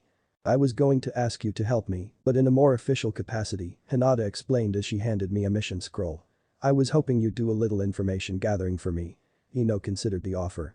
It was the best way for her to help, she trained hard, but she wasn't near Hinata's level of combative skill yet. Besides, it could be treated as training for herself. She was under no illusion that sneaking up on Jounin would be simply so. The heiress smiled as she gave her answer. "Of course," Ino said. Asuma-sensei had already said they wouldn't be taking missions during the month, so she had the free time and the money could go to some new threads for the upcoming season. "Oh, I saw Kakashi-sensei right before I came here." Ino watched Hinata's face turn sour. "Any word on Naruto-kun?" Ino nodded, he said he would be on special assignment for the month, so we shouldn't expect to see him much, but he was otherwise fine. "That's good. Besides, I know Naruto-kun will get in contact with us as soon as he can." "Oi, Hinata. We're burning daylight," Kiba yelled. Hinata got a mischievous glint in her eyes as she turned to her teammate. "I didn't realize you were in a rush to lose to another girl so soon, Kiba-kun," she said.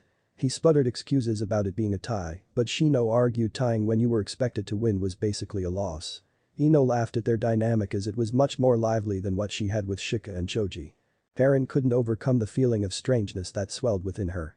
It started when she arose from her death. It continued with a really nice hospital staff that attended to her as she regained full mobility. The oddities continued when an aged woman, one claiming to be an advisor to the Hokage, explained what had occurred, that she was free from Kusa and could reside in Konoha safely. Without shame, Karen broke down in front of the stranger. It wasn't what a good Kinwaichi would do, but she was never really trained to be a Kinwaichi at all. She was just a thing to be passed around, kept alive long enough to eventually be bred before dying like her mother.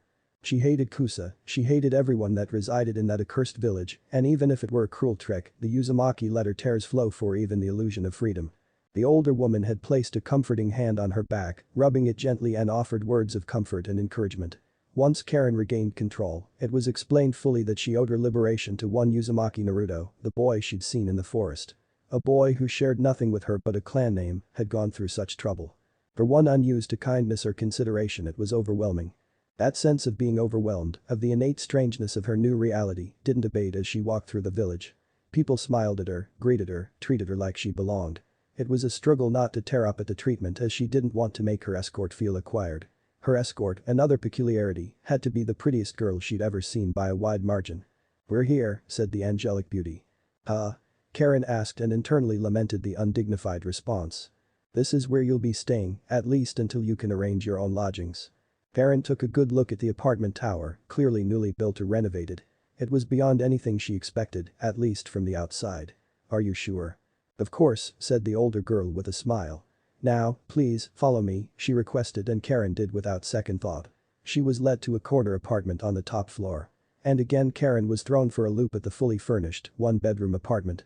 "I'm sure Naruto-kun will show up to set up your security seals, but the key is sufficient for now. You have vouchers for the grocery store on the grounds and money for any necessities you may need to buy. If you can wait a few days I may be able to wrangle a friend to go clothes shopping with you, she knows where all the best deals are.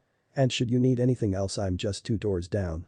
Karen took in all the information, it was on its face easy enough to understand, but she was gripped by the most sincere confusion. "Why?" she asked. "Why any of this, why all of it? Why?" "You'll have to ask Naruto-kun as well, he is very straightforward, he is not the easiest person to understand, but knows he expects nothing in return." "No ninja is that kind," Karen rebuffed. She didn't mean to sound ungrateful, but this simply wasn't how the world worked. "Several months ago I would have agreed. Then on a mission gone bad I was captured by the enemy and held hostage to stop my master from completing his tasks. The same person that captured me went on to become my best friend and gave me a chance to live here for no other reason than I was his friend." "You mean you weren't born here?" "No, I was not. I do not know what you have endured and will not pry, but believe me when I say that you can trust in this." Karen nodded and flopped onto her couch. It was blue and comfy in hers. The older girl let herself out knowing it took time to adjust to such disparate treatment. Yugao Yuzuki, known to comrades and victims alike as Anbu Nico, was having a great day. Hayate was having the rare good morning and actually felt well enough he made her breakfast. Then, once she reported for duty she got to train with Naruto-kun by introducing him to some of the basic routines Anbu recruits are subjected to. He did well, she thought, though wouldn't deny a measure of bias. She even convinced, Red demanded, he keep the kusanagi and started him on beginner katas to wield a jan. Her unit seemed to warm up to him, too. Boar showed him some tips to improve his fire and walked him through the nature change exercises. Bear sparred with him for a bit and gave him pointers on how to better transfer his natural strength into his blows without sacrificing speed. Even Tenzo took him to the side to train him in something secret. It was great, and while she didn't think the commander's harebrained scheme would work, it wouldn't be due to lack of effort on her part. And the best part? He agreed to call her Yugao-ni when she was off duty. Oh, she was going to enjoy rubbing that in Kakashi's face. So, as she escorted the two loyal Sannin to Naruto's temporary room, she didn't think anything could undercut her mood. That belief should have been a warning that something was amiss, but in her excitement in connecting with what should have been her little brother and relief in paying Kushina-sama's time and effort forward, Yugao was overly optimistic. It all came to a halt when she opened the door. Initially, she didn't believe what she was seeing. It just didn't translate, that's how unbelievable the vision was. Jiraiya's wolf whistle brought her back to reality. One Naruto sitting on his bed writing something down. That was fine. What was not fine were the 3 clones standing around the shirtless Anbu agent. In her sudden onset of bloodlust she couldn't even remember the agent's codename, Antelope. Gazelle. Dead bitch. That was the one. With lightning speed her hand was on the hilt of her sword. "What are you doing, agent?" she asked and watched as her fellow Anbu paled. "Good. Fear makes the kill more satisfying, more real. Completing Haddock Sensei's training. I think I figured out the hidden lesson, too," Naruto said as if that explained anything. Then Nico remembered the garment she confiscated because her idiot former captain gave a 12-year-old a bra. She was going to kill him next.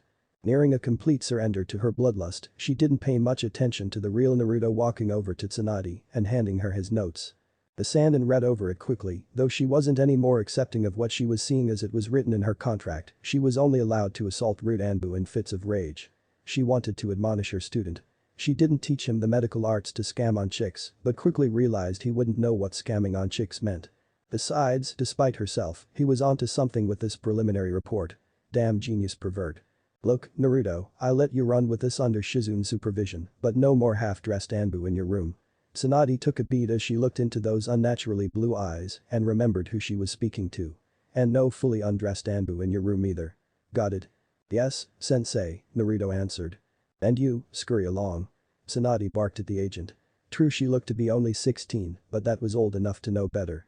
Said agent grabbed her shirt and hastily retreated but heard the threat Nico hissed at her as she passed. But the harlot gone and the clones dispelled, Yugao thought the trouble had passed, but Jiraiya stomping into the room suggested otherwise. Without warning he picked Naruto up and slammed his fist on top of his head. What the hell were you thinking going after Orochimaru alone? Naruto didn't answer verbally but wasn't going to take an, to his perspective, unprovoked assault without response. As fast as he could he launched at Jiraiya. The Sannin stood firm thinking the boy was trying to tackle him, but he was wrong. Using the surface sticking technique Naruto scaled the Sannin ending up on Jiraiya's back. Naruto wasted no time applying a choke to his godfather and squeezing as hard as he could. Yugao went to stop a scuffle, but Tsunade stopped her and shook her head. The Anbu was confused, but Tsunade said, "They need this, and the idiot won't go overboard." Yugao wasn't completely convinced but did not intercede. Jiraiya hadn't responded to the choke, but could acknowledge his godson had some good squeeze applied and a fair bit of natural strength. Still, he wasn't anywhere near Jiraiya's physical strength, and the Toad Sage peeled Naruto off him with minimal effort. He slammed him on his bed hard enough to undo the sheets, which Jiraiya used to wrap Naruto in, and swung him around his head several times before, once again, slamming the Uzumaki on his bed. Maybe it was overconfidence or underestimation, but Jiraiya never expected the immediate response to his juvenile attack. He certainly wasn't prepared for the dynamic entry Naruto performed flawlessly. Jiraiya dropped to the floor, Naruto following him as the dizziness overcame him. The only response the Sannin could muster was to his teammate. "Nade. H, he kicked me. In the dick." Tsunade ignored him and picked Naruto up, they had work to do. Chapter 22. Hokage-sama, a voice called and broke Hiruzen from his paperwork. His finely honed mind picking out details that didn't seem to fit the situation. His longtime assistant was nervous, clutching a package to her chest that she was likely there to give to him. The package itself couldn't have been distressing, she wouldn't hold it so close to her, which led her to believe it was his reaction that concerned her. He couldn't blame the poor woman, he'd been snappish for days and looking for a fight that never came. "Tamano, please come in," he welcomed her with a friendly tone. "What can I do for you?" "The package arrived late last night from the Reikage. We submitted it to all security checks and it came back clear," she explained. "Okay," he said. Tamano allowed her graying locks to cover her eyes as if she were bracing for impact. "It's a new bingo book, Hokage-sama." "Oh," Hiruzen thought. The new editions were to be released today. If A sent one specifically to him, it meant he had an entry he thought Hiruzen wouldn't like. It was a tradition started by the second Mizukage. Sometimes it was a veiled threat, others a sign of recognition, but there was always a motive behind it. "Just leave the package with me, it'll be fine," Hiruzen assured her. The woman did as instructed and departed a little faster than the aged Hokage felt necessary. He'd been surly, but he wasn't some fire-breathing dragon. Opening the package, Hiruzen snatched a falling item before it could hit his desk. Unfolding the piece of paper, the Hokage realized it was a letter from his Kumo counterpart. "Hey old monkey. Thought you could hide Minato's boy from me, eh? You had a good little run, but that's over now. Tell him to get faster, I haven't had a rival in speed for over a decade and I will judge if he's fit to replace his father. Don't worry, it won't be at the finals, I'm sure you'd love for me to have an accident on my way to your village. Who knows, maybe the overbearing tree will become too limiting and he'll want to know what it's like when the sky's the limit. Besides, I hear he may have a taste for a flavor of kunoichi only found in Kumo. Only time will tell." "Eh?" Hiruzen fought the urge to scramble a platoon of Anbu, his desire to remind A that most accidents happen at home, not befitting his position. Finally getting to the latest bingo book, Hiruzen thumbed to the section marked with a yellow tab. He opened it and read his grandson's entry as he lamented his failure to well and truly keep him hidden before he was ready. Name: Uzumaki Naruto. Age: 12. Alias: Konoha's Kiroi Gastapepa. Affiliations: Konoha, Toad Clan, Jiraiya of the Sannin, Master, Uzumaki Clan, Kushina Uzumaki, Mother, deceased. Skills: Fuinjutsu, Bijutsu, Kaitenjutsu. Rank: Genin. Io. Son of Minato Namikaze and Kushina Uzumaki, student of Hada Kakashi and Jiraiya of the Sannin. Single-handedly killed over 60 ninja during a solo raid of a base belonging to Orochimaru of the Sannin and his Itagakure ninja. Also managed to defeat and capture Orochimaru in a separate engagement, killing 8 more ninja in the skirmish. Possibly specializing in infiltration and mass exterminations. The shinobi is silent, calm, and analytical. A threat to even experienced ninja if they are not careful. Engage only if mission critical. Jounin or Chunin teams. Genin, flee. Bounty: 1 Ryo. Despite the seriousness of the situation, Hiruzen chuckled at the alias, the yellow ghost pepper would have sent Kushina over the moon. He could see the animated woman bragging to Bawako and him about it, and then the pair having to spend the next hour talking her out of going to kill A. It brought a pain to his chest, thinking about his wife and Kushina. On what they were deprived of who'd been deprived of them. It hurt, and while he had plenty of work to do and needed to inform Naruto's teachers about this, Hiruzen took a moment as not even Hokage were free from grief. "You seem in a good mood, Tsunade-sama," Shizune observed as she took a seat across from her mentor. "You say that like it's a rarity, Shizu-chan," Tsunade responded, but never took her eyes off her work. The two were in her temporary office, Dragon having made some space for her as a concession for stealing her student. When Shizune didn't respond, Tsunade took it as confirmation that was her exact position. She couldn't deny the truth of it, so didn't take offense. "Well, it's nice to cut again. It's nice to be doing medicine again, and if I can figure out my part of this stasis solution, we'll have a dramatic impact on in-mission fatalities." Shizune smiled and nodded. "What are you leaning toward?" "Foam. Some kind of cryofoam, but knowing where I want to go doesn't necessarily get me there any faster. I'll figure it out, eventually," she said. She was the queen of elixirs, so it would be a blow to her pride to be stalled. "How about your little project?" Tsunade asked, though her tone was anything but encouraging. "Really now, Tsunade-sama," Shizune admonished, "this is as valid a topic for medical treatment as anything else." I know, sorry. Really, how are things coming along?" Tsunade asked more sincerely. "Good. We have years of data and can say with a high degree of confidence that kunoichi experience a higher percentage of lower back injuries, the rate only increasing as activity diminishes. Because the diminished use of chakra no longer buttresses the lower back muscles?" Tsunade asked. She had to admit, she was a little embarrassed. She had never considered the problem. She'd heard of civilian women complaining of lower back pains, and they all assumed she suffered the same, but they were wrong. Subconsciously, she and all other kunoichi had a way to avoid those pains, but it also left the muscles tense and easily strained in comparison to shinobi. Her main problem was its strained credulity that her other student came to this insight because that idiot Kakashi gave him a bra. She knew his mind didn't work like other people's and could accept it, but even that had its limits. She refused to accept that medical advancements would come via the boys. Refused. "And potential treatments?" Tsunade asked, pressing on. "I've been in touch with our physical therapy team and they are working on it." "Uh-huh. And the other thing?" the Senju questioned, looking down at Shizune's chest. "Oh, it's wonderful. I almost forget they are there sometimes," her student beamed. Naruto hadn't reinvented the wheel, but a seal that can calibrate to and redirect the same force that the breasts exert in each cup. It was inventive. "I still don't see why you had to be the test subject," Tsunade stated. "Because Nico-san and you scared most of the female Anbu away from Naruto-kun when he just wanted to help." "Uh-huh," the blonde medic said, but not at all buying it as the only reason. The effects of the newest addition to the bingo book rippled throughout the village. 3 men gleamed in anticipation of finally upholding a promise over a decade in the making. 2 foreign kunoichi lamented the Raikage's reveling in his man crush on the Yondaime Hokage and his delight in thumbing his nose at the Sandaime Hokage. And 1 Chunin instructor jumped at every shadow, terrified the Anbu would snatch him up at any moment. None of that had reached Naruto yet, the rookie Chunin having been summoned by Kakashi via Pakken to meet him at Team 7's training grounds. As it was Hound making the request, Commander Dragon allowed Naruto to depart. So, here the blonde sat, Pakken on his lap as he gently patted his head as he watched his teammate train with Kakashi. They hadn't sparred for long, not even 30 minutes, but Naruto already saw some problems. Sasuke was shaky, and his body had clearly hit a wall well before he was accustomed.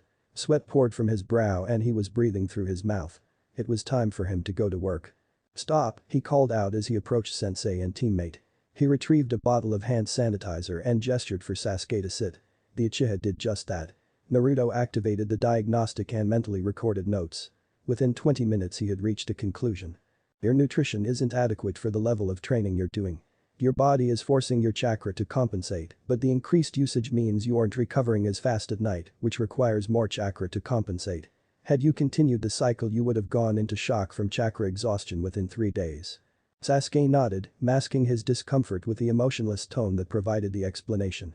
The Uzumaki handed Kakashi a list while Sasuke digested what was said. He was unhappy with the news, but relieved to know there was a reason he hadn't felt like he'd progressed in the last few days. He thought he had a well-balanced diet, so that was concerning. "What did you hand Kakashi?" Sasuke asked. "The list of vitamins and supplements. You could get with a nutritionist as well, but if this is just for the exams, then the supplements would be adequate. No more training today and none tomorrow." Sasuke nodded and elected to wait on going to see someone as it'd just take time out of his training. Sasuke wanted to argue for the sake of his pride, but he felt like crap and could use the rest, so he nodded. "Why didn't you give the list to me?" he inquired. "Paddock-sensei handles the team's expense account," Naruto answered. "Oh, okay. What now?" Sasuke asked with a little heat. Naruto looked at him in confusion. "The expense account," he repeated slowly. Sasuke-kun. Greasing the right palm can take you further than violence in many cases, but it wouldn't be right for a ninja to lose money while in service to the village. So for that and other various outflows, we are reimbursed. And thanks to Naruto-kun bribing Ibiki, I've hit my cap for the fiscal, which means I can request a limit increase." Sasuke found it weird how happy his sensei sounded about mundane administrative tasks when he was near impossible to get a rise out of for anything else. The Uchiha just shook his head. Even with his analytical mind demanding to reach a conclusion, he decided Kakashi was unexplainable. It was just simpler that way. Kakashi performing the summoning broke Sasuke from his thoughts. "Okay, you lot have fun with Naruto-kun," he said, and then turned to Sasuke, "Let's go," with no more prompting as he took off. Sasuke could faintly hear the barking in the distance. It didn't take much effort to catch up to Kakashi, and the Uchiha was curious. "Why did you summon your dogs?" "They needed exercise, Naruto likes playing with them, and I was taking time away from his own training." "Seemed like a fair trade," Kakashi explained, but the need to needle his student pushed him further. "Are you jealous? You want to play with them?" "What? No," Sasuke denied. "Oh, okay," Kakashi said. "You know, Hokage Sams is thinking of pulling Naruto from the team." "Why?" Uchiha asked. "Officially, both of you are high-profile targets, so it would be safer to have you separated in case another village tries anything. Unofficially, I think Hokage-sama believes Naruto's team with Jiraiya is better for him since he actually gets along with Haku and Sai." Kakashi was hardly being subtle, but Sasuke got his point. "We can work together and not be friends." That is true. You could also accept that he's not Itachi and open up a little," Kakashi pressed. Sasuke's shoulders dropped. Yes, he could, except no, he really couldn't. He knew Naruto wasn't stoic but impaired, he really couldn't help being that way, but his manner constantly reminded him of the person he hated most. That Naruto seemed to be better than him didn't help matters. "I'm sorry Kakashi. I can't." "It's fine, Sasuke," Kakashi said. "I'm not asking for an overnight turnaround. Besides, we need to focus on Gaara, everything else is secondary." Sasuke grunted in agreement. He was jumping at everything. Every unsuspected shadow, every creeping sound. That one entry in one book reduced him to this. That the Kyuubi reduced him to this nearly pushed was enraging. But there was no time for rage. Rage would scare the brats would alert Iruka. Or maybe a couple of jounin. Or, sage forbid, the Anbu. He didn't know why he even bothered with a new bingo book. Sure, it was causing a stir at the check-in station, but he'd gotten used to ignoring the weak fools of this village. But today was different. He engaged and learned. In black print, submitted by Kumo therefore cleared by the Raikage himself. Uzumaki Naruto, the demon in human form, looked back at him. Those dead eyes judged him just like the little bastard did in real life. Mizuki hated it. The judgment. Hated it. The beast. Hated it. This village allowed the beast to judge him. How? He asked himself. How could Kyuubi capture Orochimaru? And how long before the man gave him up? Mizuki didn't know but couldn't wait to find out. He needed to escape, to put as many miles between him and the land of fire as he could. His life as he knew it was over, he had no doubt. And while he was filled with panic, even fear could override his true nature.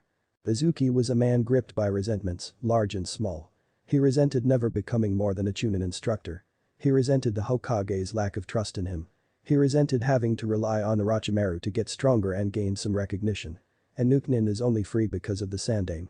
In that resentment a foul idea was taking seed. His life was over. His life. What few friends, what paltry relationships he allowed himself would end. He'd be on the run for the remainder, ducking cutthroats until his last days. It was to be a miserable existence, he knew, but he couldn't picture giving up. A terrible life was better than no life by Mizuki's estimation, but it didn't mean he couldn't get a little satisfaction. "Alright, everyone, head out for target practice," Iruka ordered. The children put away their things and rushed to the door. Mizuki watched as his chance for a taste of revenge was one of the last out. Luckily, Iruka had run off to catch up with the others. "Hey, Konohamaru, wait," he said in his friendly voice. "Yes, Mizuki-sensei?" he asked, turning to the man standing at the back of the empty classroom. "Iruka asked me to pull you back. Since you've doing so well, I'm going to teach you how to throw a shuriken, it's my specialty." "Really?" he asked, excitedly. Mizuki smirked, it'd be too easy. "Yes, really.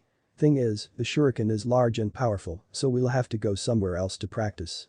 Konohamaru nodded and followed along, Mizuki making sure to chart a path out of Iruka's eyesight. Mizuki led the little bastard to a shed that contained a go bag. He chopped the Saratobi on the neck and stuffed him into it and then fled. He knew he had to be breaking personal bests with how fast he was moving, but he had to create as much distance as possible. Taking to the trees, passing through training areas, his only thought was to reach the wall. He repeated it like a mantra. Reach the wall, reach the wall. He timed it with his breathing and running motion. Every step a word. Reach the wall. Reach the wall. He was focused and felt more like a shinobi than he had in years. Reach the wall. Reach the wall. In all his focus, in the pleasure of possibly getting revenge, the fear of getting caught, Mizuki stopped thinking about his hostage. One he hadn't restrained, just knocked out. A little boy, afraid yes, but not unschooled in the ways of the ninja. A boy who took his surrogate brother's words to heart, so when Naruto told the young Saratobi to always have a cutting instrument on him, he complied. The fabric of the travel bag was no match for Kono's dagger. Mizuki heard the rip, but even as it broke him from his internal chant, it still took him a few beats to realize what happened. Just long enough for Konohamaru to engage the emergency protocols. Firstly, one of his beads was a flashbang, and the boy tossed it toward his sensei before running off. The next step would take time, so in his panicked excitement, he simply took off in the opposite direction. "Ugh, little shit," Mizuki yelled. His vision was slowly returning, but his hearing was still compromised. He could still track the brat's trail. He took off. He, initially, was going to send pieces of the kid back to his grandfather, but now he'd just kill him outright. Mizuki retrieved his collapsible shuriken. His hands were shaking. He felt like a wild animal driven mad with bloodlust, and it spiked when his sights landed on his prey. He let loose his weapon of choice, delighted when he heard it cut through the air. But he didn't hear the squelch of blade penetrating flesh, nor the screams of pain that would follow. Not even the thunk of the projectile hitting a tree. No, somehow the little shit ducked at the exact right time. Mizuki wouldn't stand for that. He appeared above the boy and picked him up, punching him in the gut with his free hand. Spittle flew, and his eyes tightened. Yes, that was the look of pain he wanted to see. But maybe he could heap on some additional agony before he offered the boy. To get his attention, Mizuki slapped Konohamaru twice, front then back of the hand. "You must think you're so special being the honorable grandson. Walking around with your chest puffed out. Even more so because of your preciousness, and yet you don't know that they are lying to you. Naruto Uzumaki may have been born human, but the Yondaime, his own father, sealed the Kyuubi into him. He's the fox now, that's why he isn't like us. A filthy demon couldn't mimic human emotions." "Me? Mizuki-sensei," Konohamaru spoke. "What brat?" "Shut up," the boy answered as he placed his bracelet on Mizuki's wrist. The man felt his body seize as the shock seal went into effect. He dropped Konohamaru before he hit the ground, and the boy ran off, bruised and battered but still able to move. Mabui was tuning out Amoy and his particular brand of speculation. She, too, was curious about the shuriken that landed on their training area, but as it was nowhere near any of them chalked it up to an accident. Carrie demanded the lone shinobi shut up, Samui was doing an excellent job of ignoring them. Mabui didn't fault Carrie, Amoy could be vexing, his fantastical paranoia an ever-present attribute. The prudent choice was to wait for the owner to arrive, to be calm about the whole thing, and not make up grand stories about someone being abducted and making a hasty escape. Until she saw a small boy, bloody nose and swollen cheeks running toward her like he was being pursued by the embodiment of death. She stood and slowly approached, the boy was clearly panicked and didn't seem to notice they were foreign ninja, as that would have only made things worse. "What happened?" she asked, but the answer never came. As soon as he heard the landing of the man behind him, the boy instinctively got behind her. Shivering, he was too terrified to do much else. "Oh ho, it seems you have found my wayward student," the man said with fake sincerity. She could see the tightening of his eyes, the repressed fury. No instructor should be that mad at a child. "Aren't you a little far out for an academy student?" Mabui asked. "Ah, this one likes to skip and spy on ninjas to learn cool techniques. It is my job to get my back to class, so if you would. Come on, Konohamaru, we've wasted enough time and any further delays will make your punishment worse." Mabui felt the boy clutched at the back of her top. Things weren't adding up and she could tell her team had reached a similar conclusion. It wasn't a leap to conclude the shuriken belonged to him and he'd somehow managed to miss the child. As a moral being, she couldn't let the child return to his custody, but if Kumo harmed another Konoha ninja outside of the exams, it would do irreparable harm to her village and its relationship with Konoha.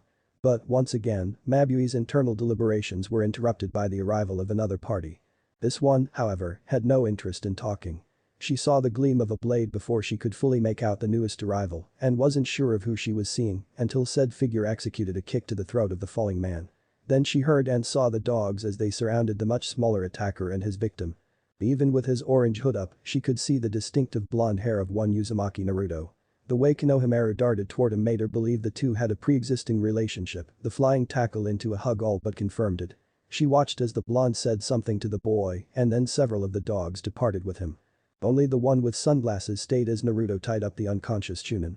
After securely binding the man and picking him up and playing him across his shoulders, the Uzumaki made eye contact with Mabui. "Mabui-san," he greeted, or she assumed it was a greeting. "Uzumaki-san," she replied back. "You look nice today," he offered, and she hadn't been expecting it. She tried to deflect as to not encourage any teasing from Samui later. "Thank you, but this is just my standard outfit while on duty." "Oh," he said and paused, "then you must look nice every day." He said no more, disappearing in a shunshin with the dog hot on his trail. Sitting at her table and sharing a pot of tea with Karen-chan had become an enjoyable feature of Haku's days. Getting to know the girl over the last few weeks was a delight. The two had a lot to bond over and Karen-chan seemed to warm up to Haku's gentle prodding. She thought the girl was a little fixated on Naruto, but given her utter devotion to Zabuza-sama, she could hardly judge. It was nice making another friend and having someone fawn over Chappie-kun as he was a hard-working bunny and deserved it. A heavy knock on her door surprised the pair, she hadn't been expecting company. That Konohamaru was there with 3 of Kakashi's summons further confused her, though that was overridden by his injuries. The largest dog, Bull, gave her a rundown of what happened, but she could tell there was more as she escorted Konohamaru to her couch. The boy hadn't spoken much beyond a pat greeting and wouldn't even meet Yuki's eyes. "Kono-kun, what's wrong?" she asked. She could tell he was torn and whatever it was he needed to share. He shot a quick look at Karen. "That's Uzumaki Karen, she's going to be staying in Konoha for a bit." "Naichin has a clansman?" he asked in genuine wonder. Haku nodded. "They met during the Chunin exams. I'm sure she'd tell you the story sometime if you're interested." "Sure would," Karen reassured. "But why don't I give you two some alone time for now," she offered. "No. Naichin would say it's rude to make your guest leave because I showed up." "I think he'd understand given the circumstance," Haku stated. "And if you don't feel comfortable talking in front of Karen-chan that's fine." Konohamaru shook his head in the negative. He looked down once more and his body started shaking. "I did everything wrong. I was so scared. I dropped Naichin's dagger and would have been killed if I didn't trip on a triad. He wouldn't have been too afraid to even think. I'm a coward." The boy bellowed. "Konohamaru," Haku said as she tilted his head up, "being afraid doesn't make you a coward. And you're comparing who Naruto-kun is now to who you are now, neither of us know how he'd have handled this. But what I do know is a Chunin tricked, betrayed and abducted you. His goal was to flee with you. Your goal was to escape. You're here, he's captured. That's a win. But I didn't do anything. You escaped. You stalled. I'm assuming Naruto-kun gave you something to signal him if you were ever in danger, so you called for backup. You did everything that could be expected of you, Kono-kun. Then why do I feel like a failure? Because when someone makes you afraid it can also make you feel weak and small. All the stories we have show courage as overcoming our fears, but I think survival takes its own kind of strength. And for ninja, for those who endure, the ability to survive is central to our being. And sometimes a part of that survival is sheer dumb luck. We can't control luck. But that's partially why we train. Being faster, stronger, smarter doesn't guarantee victory, but they tip the odds in your favor. But you should never think any situation presents you with an absolute chance of victory." Chunin did and now looks at him, defeated by an academy student. "Naichin. His goal was to abduct you. Yours was to escape. Well, all the rest matters, in a fight between ninjas the one that achieves their goal is the victor, the one who doesn't is the loser. This is your win, Konohamaru. You understand?" The boy nodded and graced her with a hesitant smile. She left to get her first aid kit, but upon her return she saw the boy sleeping, Chappie-kun faithfully keeping watch. Chapter 23. "Are those 600s? Commander Dragon asked his subordinate. She nodded and he believed her. She was a good daughter of Anbu. As he stalked around the surgical suite to make sure he had all he needed he thought about his wayward son. Clearly his hound dog had forgotten his discipline since he'd left Dragon's family, but like a good patriarch, he did not abandon his children even upon their departure. He would help his son, even if it hurt and impress upon him the need to take better care of his future son. But that was for later, he had a more pressing matter to attend to. He looked at the fool who wasn't long for this world. Of all the people to kidnap, he picked the old man's grandson during a time the man was already walking around like a fire-breathing dragon. The sheer idiocy of it. Add to that, Anbu had to make sure none of the medical staff knew who paralyzed the fool, for they'd have refused to treat him. Never cross a chef, lover, or medic in the world of ninja, for there wasn't a faster way to depart from this world. And the medical staff loved their chibi, loved that the son of the Yondaime was a healer. He couldn't guarantee a mystery blood clot wouldn't have found its way into the traitor's brain if they knew how and why he got knifed twice in the spinal column and got his trachea crushed. Which, well coming out of a shunshin, was pretty impressive. He'd have a new son, yet. He'd just have to get the old man to see reason. Or get him a special tobacco blend. 3 slaps woke the foolish traitor up. The man blinked in confusion, eyes adjusting to the mostly darkened room, the only light positioned directly about the traitor.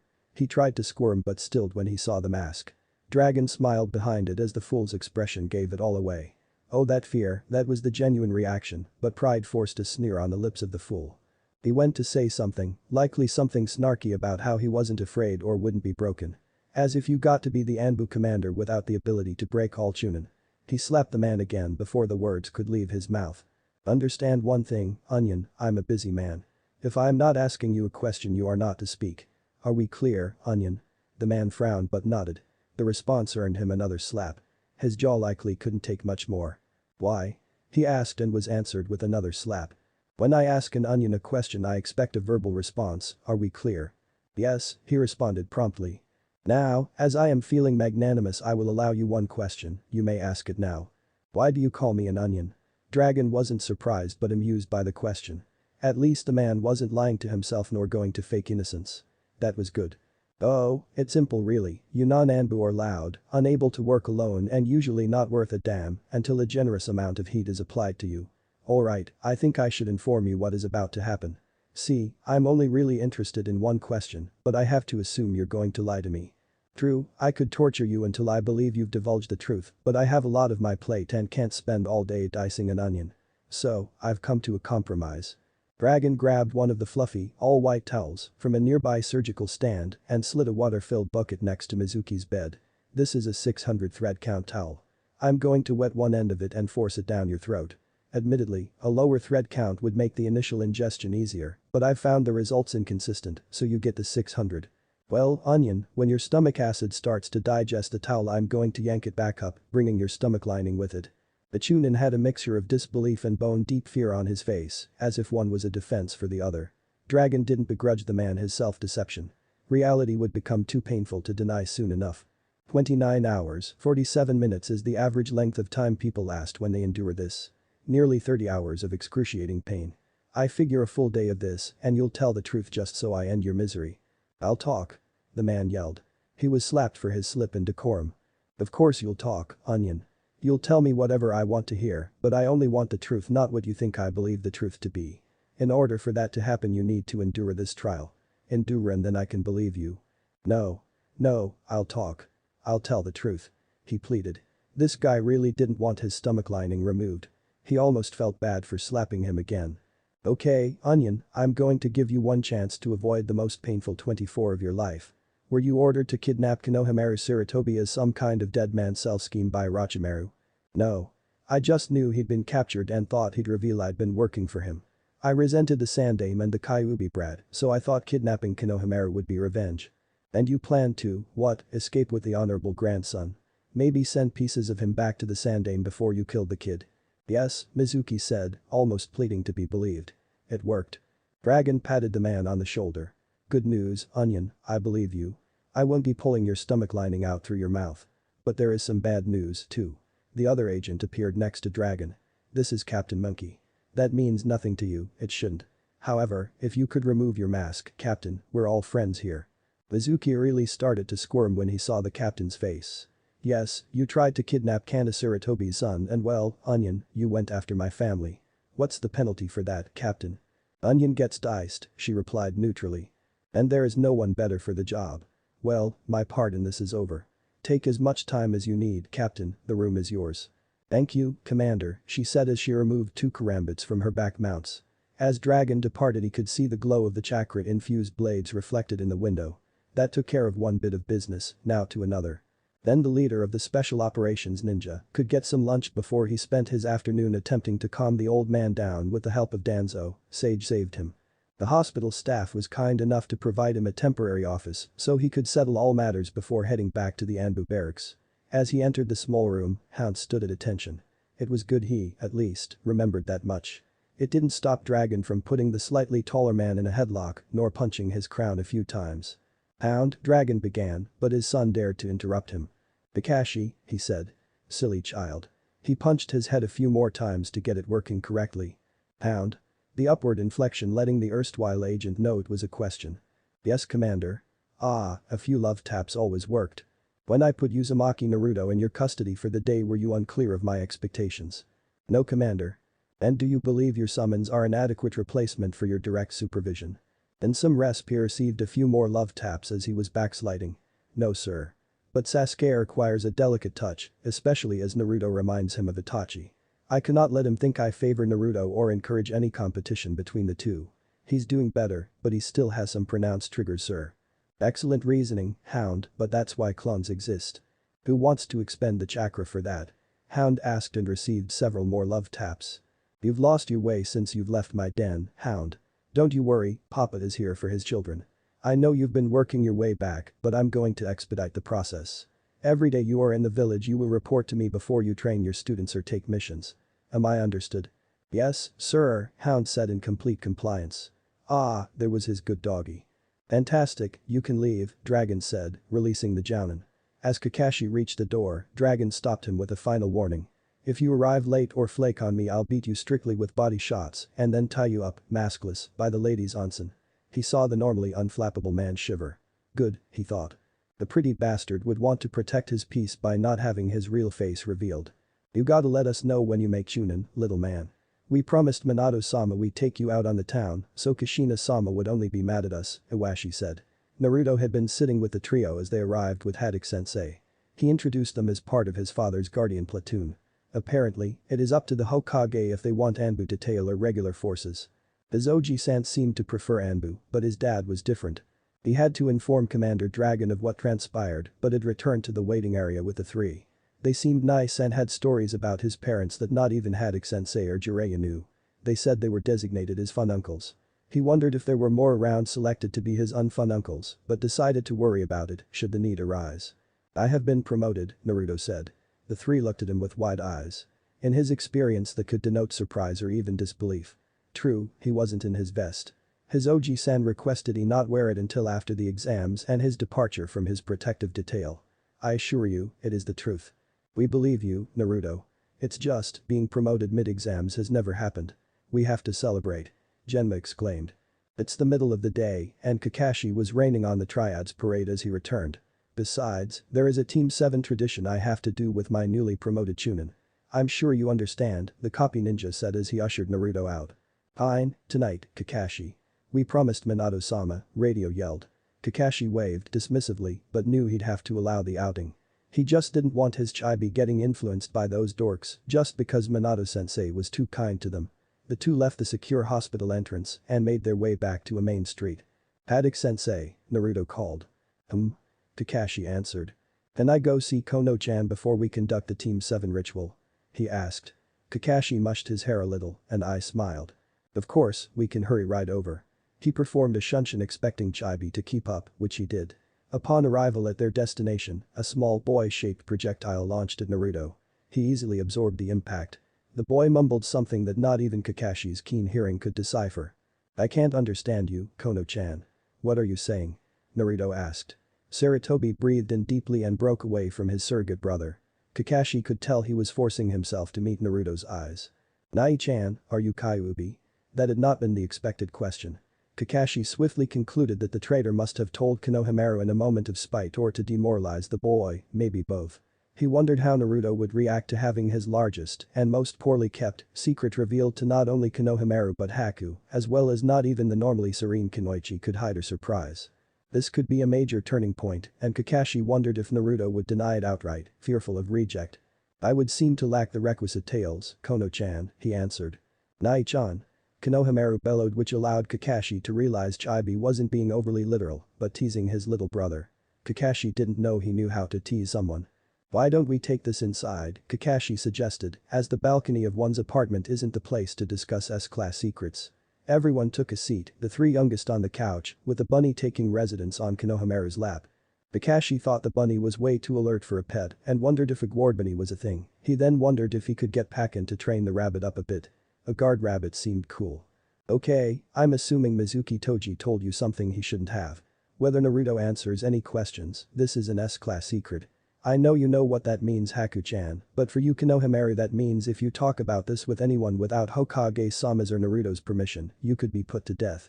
Now, are you sure you want to continue? He asked but he knew the answer. The boy's head nod was perfunctory. Naruto lifted up his shirt and channeled chakra to reveal Minato-sensei's last work. I am not Kyuubi, but Yondaime did seal him inside of me when I was a baby. Why do you call your dad Yondaime instead of your dad? Until recently, it was supposed to be a secret and I haven't gotten adjusted to it not being one anymore. Anything else? Have you seen it? Konohamaru asked. Yes, Naruto answered easily, but that shocked Kakashi. Was he supposed to meet with it? Was that concerning? He knew Chibi was a sealing genius, but you didn't just talk to did you? What was he like? Konohamaru kept up as if Naruto had simply met a fellow traveler on the road to life. He had 3 whisker marks like me, Naruto said as he ran 3 fingers across his cheek. Big, sharp canines that stuck out like this, he pantomimed using his index fingers. And 2 fluffy ears. Did you get to pet them? Konohamaru asked and Kakashi was getting worried about the sanity of Sandaime's grandson. No, Naruto, of course answered, as it was obvious as far as Kakashi was concerned. I asked but he said maybe some other time. And it was at this time Kakashi realized he'd have to be more worried about the amount of Kushina his student had in him. Okay, I think that's enough questions for now. Naruto and I really need to be going. Haku-chan, if you could escort Konohamaru-kun to the Sarutobi compound I'm sure his grandfather would appreciate it. Of course, she responded, but he could tell she was digesting the latest reveal. Haku-chan, Naruto said to get her attention. Thank you for looking after Kono-chan. She smiled in such a way that would break the hearts of many, because Kakashi suspected that smile would only ever be aimed at one person. Of course I would, you're my friend. Naruto nodded but said no more, mushed Konohamaru's hair and departed. The pair returned to training ground 3, and while Kakashi would report that Naruto had been in contact with the Kyuubi, it wasn't a pressing concern. He pulled out a single bell. Every time one of us got promoted, Minato-sensei would redo the bell test. As Sasuke can't train today and Sakura is busy elsewhere, it'll just be the 2 of us. Hold nothing back and come at me with the intent to kill. You have 2 hours to get the bell and keep it. Any questions? He asked. He dodged the incoming kunai meant as Naruto's response. Momentarily distracted, he lost sight of his student. He didn't even mind Chibi and didn't wait until he said go. He smiled believing this was going to be a lot of fun. Sakura-chan, a soft voice called out to the genin. She blushed at having been caught not paying attention. I was just so nervous to be here in this office for reasons unknown. She admired the woman's decor, clean and classic, compared to the more modern look in most of the village. She was beyond shocked when an advisor to the Hokage requested to meet her. Sorry, Kaharu-sama, Sakura apologized. Think nothing of it, dear, Kaharu-sama said. The elderly woman's eyes were still sharp and Sakura felt every inch of her was being measured as she sat across from the senior ninja. Whatever she was looking for must have been located as Kaharu-sama began to speak again. You must be a very special kunoichi to be on a team with the last uchiha and the Yondaime's only child. Sakura answered, she really didn't know what to say, but she didn't feel special. Kaharu-sama laughed. It was slight, controlled but still felt genuine. Do you doubt it? I understand. It was not easy to judge myself against Hiruzen, but it taught me early on that there were a lot of ways to be effective and wield power.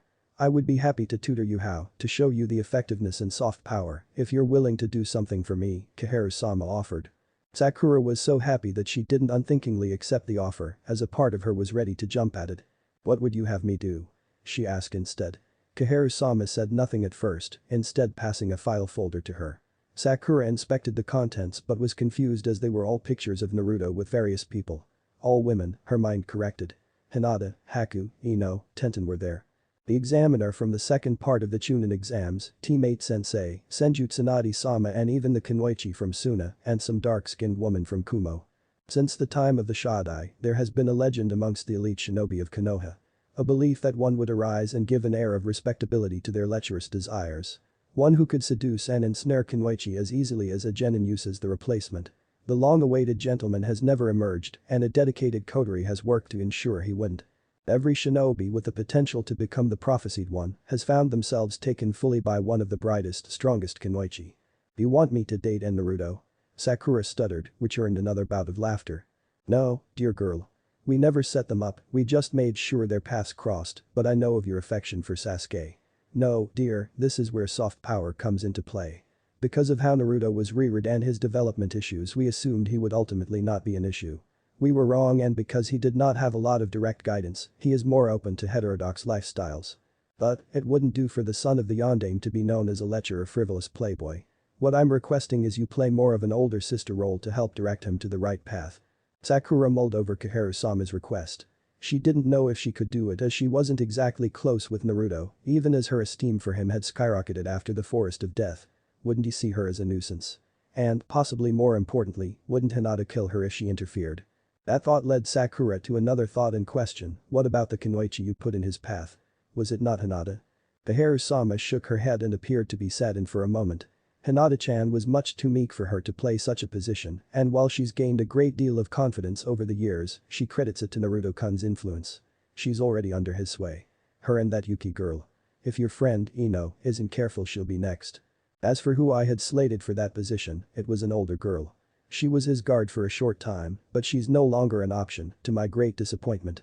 So, will you help me, Sakura-chan? Yes, I will. Hours later, Temari was found resting comfortably in her bed. She'd trained hard all day and enjoyed a post-dinner shower. She was asleep shortly after her head hit the pillow. Her dreamless sleep was interrupted though, and Temari wondered if she'd gotten too comfortable in this village filled with enemies. The feeling of a kunai grazing her stomach and the pupil-less eyes of one of the proctors screamed that she'd indeed gotten too comfortable. Finally, Cookie, the woman said. I was wondering if I'd actually have to stab you to get you to wake up, she concluded. Temari went rigid, an amateurish mistake, but she couldn't understand how this woman got past Baki-sensei, Kankuro, and Gaara. Gaara didn't sleep and was always ready for assassins. How? Temari voiced, but the tip of the kunai being pressed into her with just enough force to not draw blood stopped her. Cookie, I get into and out of places I shouldn't be on a daily basis, but I have no interest in discussing my infiltration techniques. We have a more pressing matter. See, all Anko don't care about much and even less about most people. My, though, is a different matter. So, when I see a foreign kunoichi, one prepared to attack Konoha, I wonder why she's making time with me. Could it be genuine? Maybe. Did she know who he really was and wanted to claim Yondaime's son either as a killer or to seduce and compromise him? Those thoughts, I shouldn't have to tell you, filled me with a most sincere desire to commit acts of grievous bodily harm. I have to say, I'm hard-pressed to think of a reason not to disappear just to be safe. Temari put together who this woman was and kicked herself for not realizing Naruto would of course have murderous psychos dedicated to his protection. Konoha was lousy with them. She needed to say something to placate her. Always quick-witted, Temari went for the first idea she had. If you kill me, Konoha and Suna will be at war. I thought about that, and war is bad, blah blah blah. But I'm inclined to think it is worth it. What else you got, Cookie? We're just friends. Temari spat. What else was there to say if this woman didn't give a damn about sparking a war? And is that all you want? To be his pal? Temari paused and broke eye contact, a mistake by the feel of the kunai breaking her skin. It was a familiar and unwelcome sting. I don't know, she said. How are we going to have a fruitful relationship if you're lying to me, Cookie? I'm asking you, what do you want from Uzumaki Naruto? I like him, okay. He's sweet, nice, and attentive, Temari blurted out. I think that's about as good as we're going to get, Anko-chan, a new voice said. A voice attached to a person Temari had no idea was also in her room. Oh, what Nai-chan, that doesn't really say what we should do with her. I vote for an unmarked grave. You always vote for unmarked graves, the Nai-chan woman said. It's always the right answer, the psycho before her said with a pout. How do you feel about shallow graves, Cookie? I'd rather not end up in one, Temari responded. It made the two women cackle. Well, no one who wound up in a shallow grave wanted to be there. You should try to be more helpful in the future. You know, assuming you have one. Now, Nai-chan, does that mean you're against my idea? Yes, I am. It's 1-1, Anko pointed out. We need a tiebreaker. What do you think, Tsunade-sama? Temari paled and became as white as a sheet. She may not have known these other women, but she knew of the Sannin. The queen of potions and elixirs and the strongest kunoichi in existence. She was possessed by a fear greater than any she'd ever felt. Not even Gaara at his most psychotic scared her like Tsunade did. I say we take a wait-and-see approach. But if she ever causes harm to my student, I'll hit her so hard every internal organ inside of her will liquefy. Now, that sounds like something I'd want to see. Well, it looks like you get a pass for now, Cookie. You sleep well, okay? Anko said. The three left soundlessly, though Tamari was too in her head about what just transpired. So many questions, but the most vexing was, why was she slightly turned on? Naruto, drunkenly, made his way to his last destination of the night.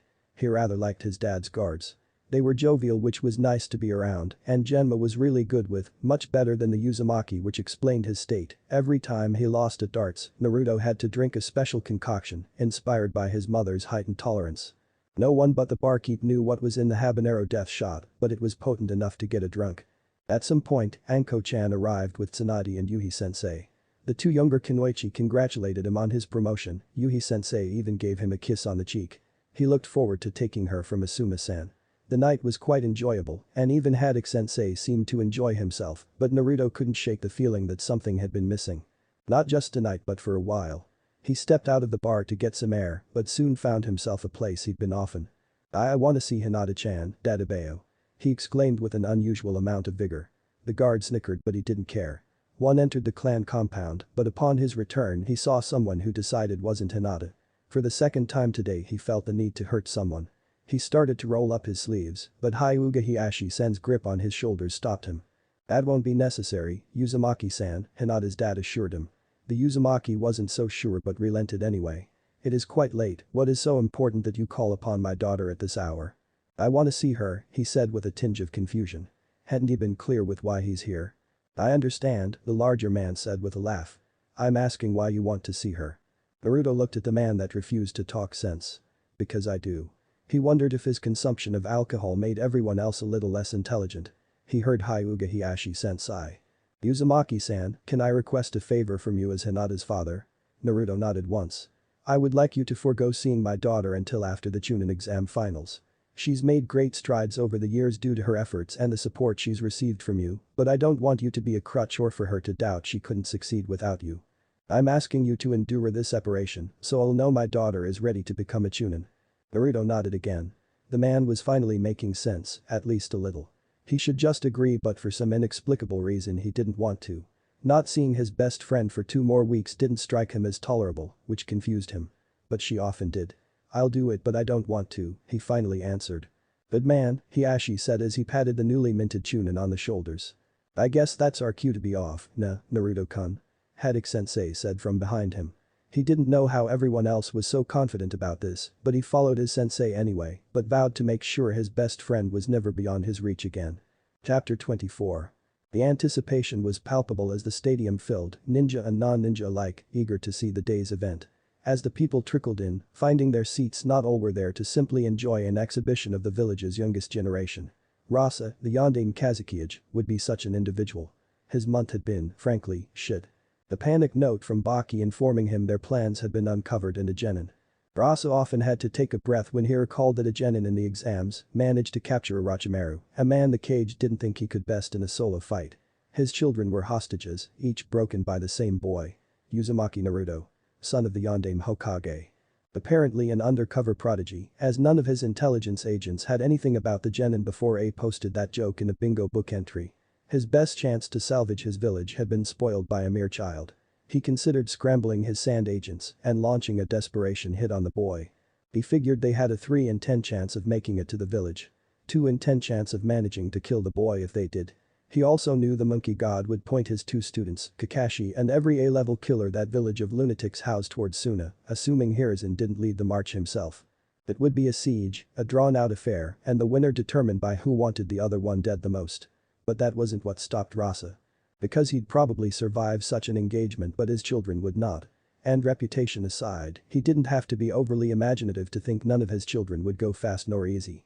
It was a coin flip between who would get it the worst, Tamari or Gaara, but Kankuro would be thoroughly tortured for the secrets of their puppetry. He was a cage first, that was his responsibility, but there were limits.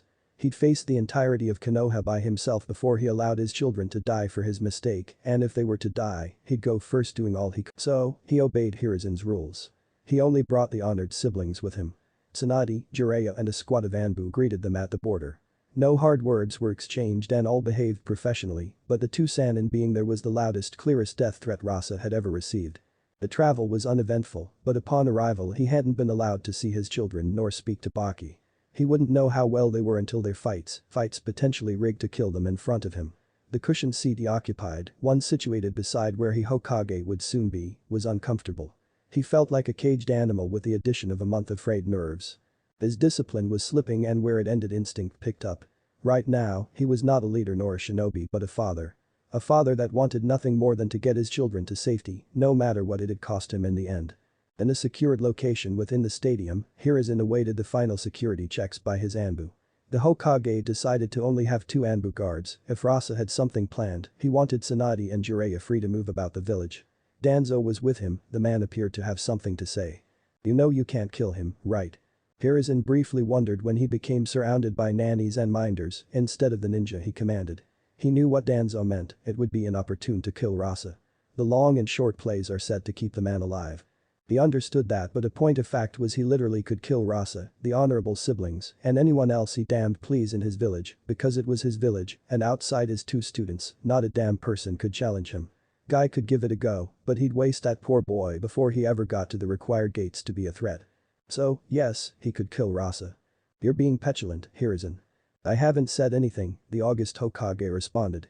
You were thinking very loudly, however, if it'll make you feel better, yes you're perfectly capable of killing Rasa. I'd look cool doing it, too, Hiruzen added. Danzo's shoulders slumping was the sweetest of victories. You're my penance, Danzo said. Hiruzen scoffed. If I give you even half the headaches in our golden years that you gave me in our prime, you should consider yourself lucky.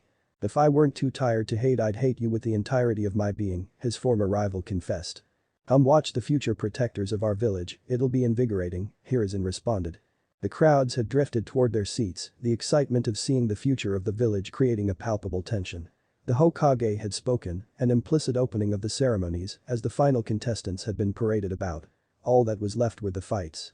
He wasn't the best at the ceremony, too excitable, too earnest. He had no talent in ninjutsu but Rock Lee could fight. Standing across from his opponent he could see no trace of tension in her body as she adopted a loose stance and he hopped on his toes before settling in. The sickly proctor called a start and Lee, leg weights not worn at the behest of his sensei, blitzed the Hyuga Eris. His sweep was evaded and he briefly felt her body on his as she rolled off his back. His body moved before conscious thought could dictate, saving the energetic boy from a swift kick aimed at his head. The dodge provided enough time for him to properly defend against her barrage of attacks. Confident he'd seen enough of the gentle fist from Niji, Lee began exchanging blows. He hadn't expected an oblique kick hard enough to nearly buckle his knee. The stunning blow opened his stance and Lee was punished with 3 quick palm thrusts that knocked him back a good 20 feet. He rolled a little further away to give him more space. Those blows hurt. She didn't fight like Niji, his speed wasn't overwhelming her like he thought it would and he clearly had more to worry about than her grappling skills. Abandoning his initial thoughts on Hinata's skillset, Lee was hastily forming a new plan. Hiashi watched on as his eldest did battle with the Might Guy clone. His nephew may have hated him to his core, but he still kept tabs on him and his team, so he knew Rock Lee was formidable for a genin. As such, Hinata was getting the better of their exchanges and impressed him all the more. He'd give credit where it was due, her opponent was deftly avoiding going to the ground with her, utilizing some clever escapes and his superior strength.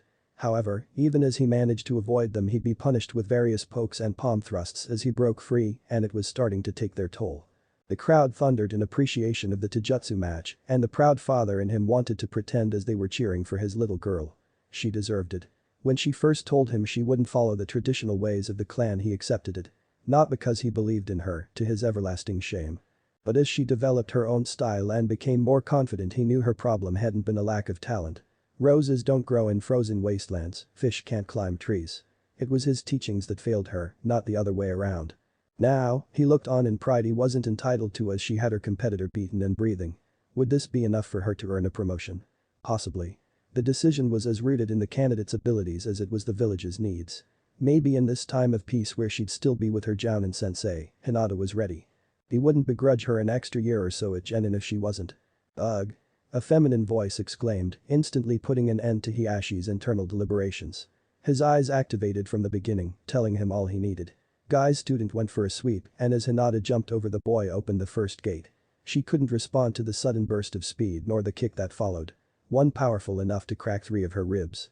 She tried to defend, but he was able to land 2 swift body blows and Hiashi could see the pain in her. No longer concerned about her victory, he just wanted his little girl to be okay. Neji didn't outwardly respond to his cousin's show of discomfort.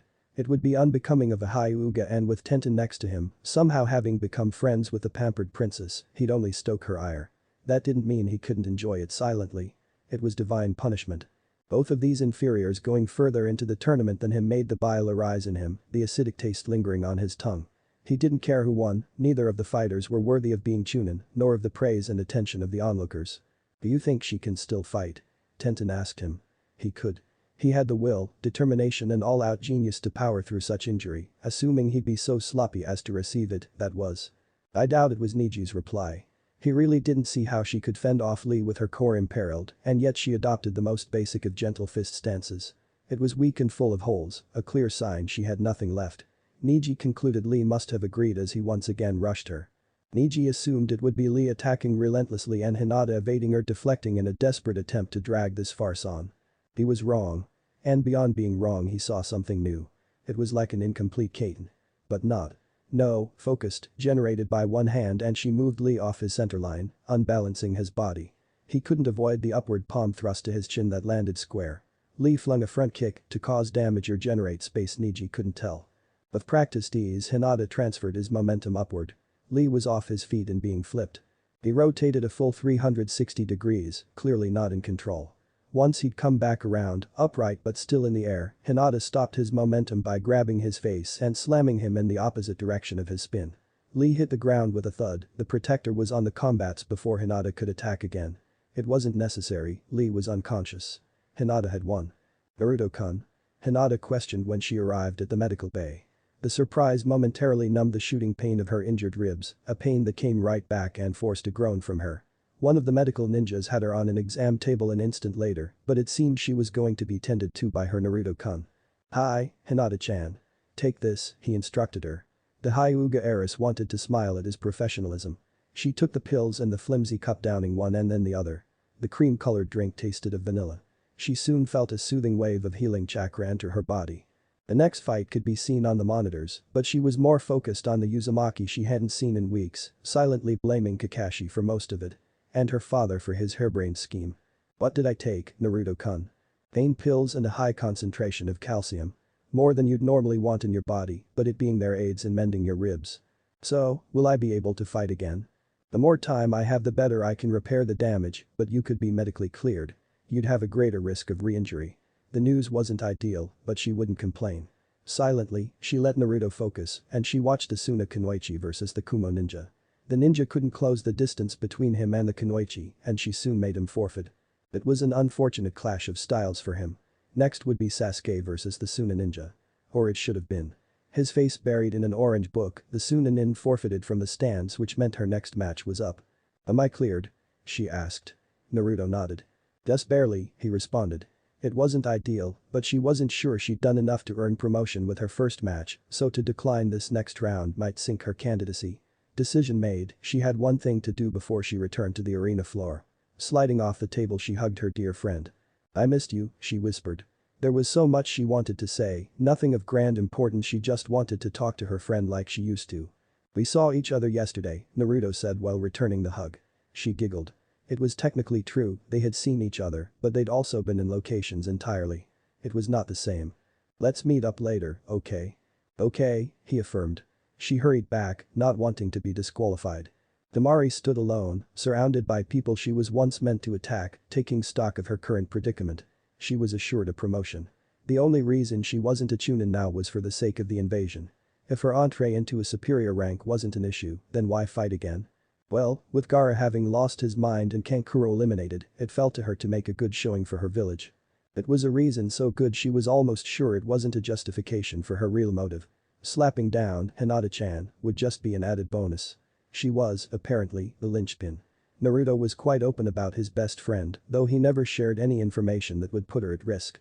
Tamari couldn't tell if that was intentional or not, but it was vexing as all get out. No, she wouldn't do this just to shame the Hyuga or to prove decisively she was the superior choice. It just so happens she can be of great use to her village and shame the younger girl. Who, giving her choice of attire, black, short sleeve, top with underneath, was better developed than Tamari. This village was really easy to hate. Ample resources, comfortable climate, great economy and droves of perfect angelic pretty bitches with no will and no sense. Not that some boy was her goal. She was a loyal Suna Kunoichi. As proud as she was strong. But given her father's poor decisions, it is very likely Konoha would demand recompense. A boon, possibly several, and assurances Suna wouldn't betray them again. A political marriage between the son of the 4th Hokage and the daughter of the 4th Kazekage might do the trick. She wouldn't like it. But she'd fulfilled her duty. And remove all those friends from his life with her innate feminine splendor. Schooling her features at the audience cheering the return of the Hyuga princess, Temari evened out her breath and relaxed her muscles. The game plan was simple. Keep her at a distance and overwhelm with wind and don't let up until the match is called. Pajam, the frail man called. Temari kicked off the ground creating distance between the Taijutsu specialist and her. Once confident she had the desired distance, Temari swung open her fan and instantly felt one of her shoulders go numb with pain radiating outward. Blood was starting to show on her jacket but she didn't understand what happened. Looking back toward the Hyuga, she swiftly ducked as 2 projectiles were aimed at her head. Senbon? She wondered but didn't hear the telltale sign of metal hitting the ground. Grunting she slapped her shoulder to get some feeling back, one-handed swings were slower and less powerful. She couldn't afford either. At distance on a Hyuga, how original, she heard the girl say with a thick layer of condescension in her voice. Having regained some feeling, Temari went to swing her fan but found herself pierced again, this time in the thigh. She dropped her fan and used it as cover once more. This situation wasn't ideal, but before she was hit Temari saw it. Drops of water beneath the Hyuga, somehow she was molding water as projectiles. Thin, fast, and precise. Temari, however, was guessing they were also frail. Plan in mind she emerged from behind her fan, hand seals in motion while the Hyuga was gaining on her. Temari inhaled and performed the great breakthrough as she had 100 times before. Suna Kunoichi thought herself prepared for anything as she began her return to her fan. She had not expected the Hyuga to respond with a fireball, one powerful enough to overwhelm her wind. Seeing the upcoming blaze, Temari unleashed an even more powerful gust of wind that extinguished the flames. She was given no time to savor her minor victory as she felt several finger pokes to her back. Her body reacting without her permission, Temari felt a forearm pressed against her throat, a vice-like squeeze following it as she pulled to the ground. "This is for Tenten," were the last words she heard before she blacked out. As the fight ended, Kakashi was gripped by a sense of trepidation. He didn't know why, he couldn't point to a single shred of proof, but he just knew his most emotional student was about to do something foolish. It would likely surprise people that he thought Sasuke was the more emotional of his charges, but it would only show they didn't know his students. The first domino fell when Hinata declined the last fight. It made sense, whatever injury she suffered against Lee likely hadn't healed completely, and while she gambled against a long-range fighter, her not risking it against Sasuke was wise. That decision alone likely cemented her promotion, along with whatever technique she pulled off against Lee that had Guy in a state of shock. There was more there to investigate, but the honey badger was getting dangerous. Hinata pulling out should have been the end of it. Sasuke would be disappointed, but with his performance in the other 2 exams and the prelims, his promotion wasn't completely sunk. So why was Sasuke still speaking with hate? Why did hate send a message to the Hokage? Why did the Hokage nod? And why did hate just? "Damn it, Sasuke," Kakashi groaned, the other Jounin sensei and Anko all looking at him. "What do you think he's done, Kakashi?" Guy asked. "Just wait," Kakashi warned. Back in the medical bay, Naruto was keeping Lee company, the older boy having finished the concussion protocols. Naruto wondered if Lee was what people meant when they said someone was good-natured, as while he lost to Hinata, he still cheered her against Temari. He rather liked Lee before, but that rose the boy in his estimation. "Lee, are we friends?" "If we aren't, I'd certainly like to be," Lee answered without hesitation. "I'd like that too. Gosh. If I didn't have one, you'd make a most excellent rival, Naruto-kun." "Thank you, Lee." Lee's blinding smile almost distracted Naruto from the new arrival, though his cough gave him away.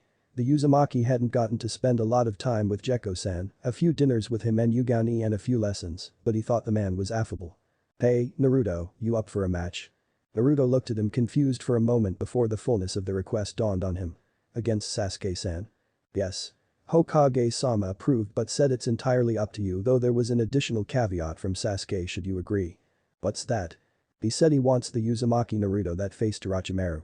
The crowd had quieted down, not even Kakashi had explained what he meant. He palmed his face when he saw Hate's companion, he was right.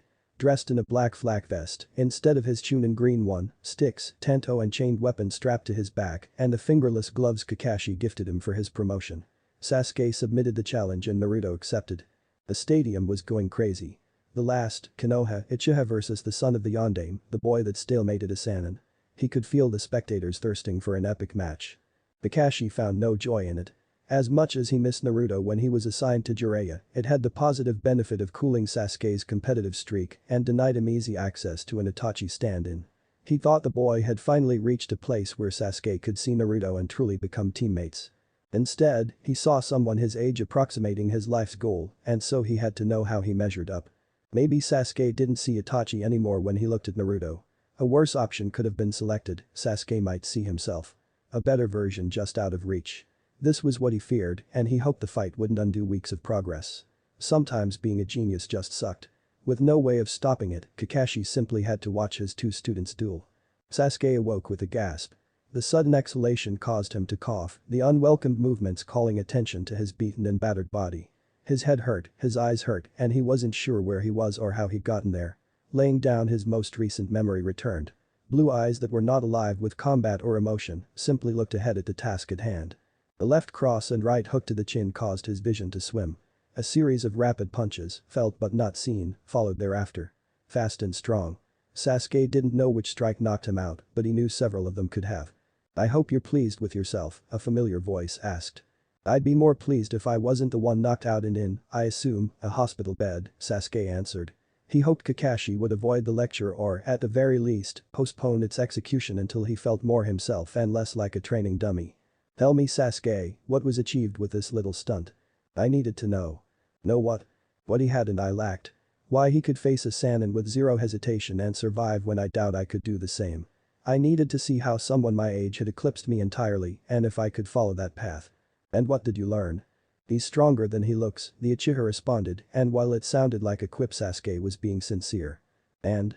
Kakashi asked, sounding more annoyed than Sasuke had ever heard him. "Walk me through your strategy, when did you sense it wasn't working and how did you adjust?" "I didn't have one. Winning wasn't the point." "Oh?" Kakashi asked in mock surprise. "You look to be trying your hardest to do that." "It wasn't the only point," Sasuke amended in annoyance. "I really thought the wire trap would work, though," he added. When he had the Uzumaki trapped in the wires, courtesy of them being attached to shuriken, he was confident a lightning bolt would end things. Didn't expect him to cut through the ninja wire with ease. "Wind users are annoying like that," Kakashi rejoined. His tone suggested there was a story behind the statement, a specific memory being accessed. "Good to know. And with wind being his affinity, I assumed my ninjutsu would give me the advantage. Even when Naruto created the earth wall to intercept his grand fireball, it blowing up into dust left him confident he still had the edge in ninjutsu. When an off-target shuriken came sailing by, he ignored it and was unprepared for it to revert to a clone of Naruto. The leaping roundhouse he absorbed was the beginning of the end. Beset by clones from every direction, he was picked apart until the original decided to end things. I could be on his level if I were challenged the same as he," Sasuke concluded.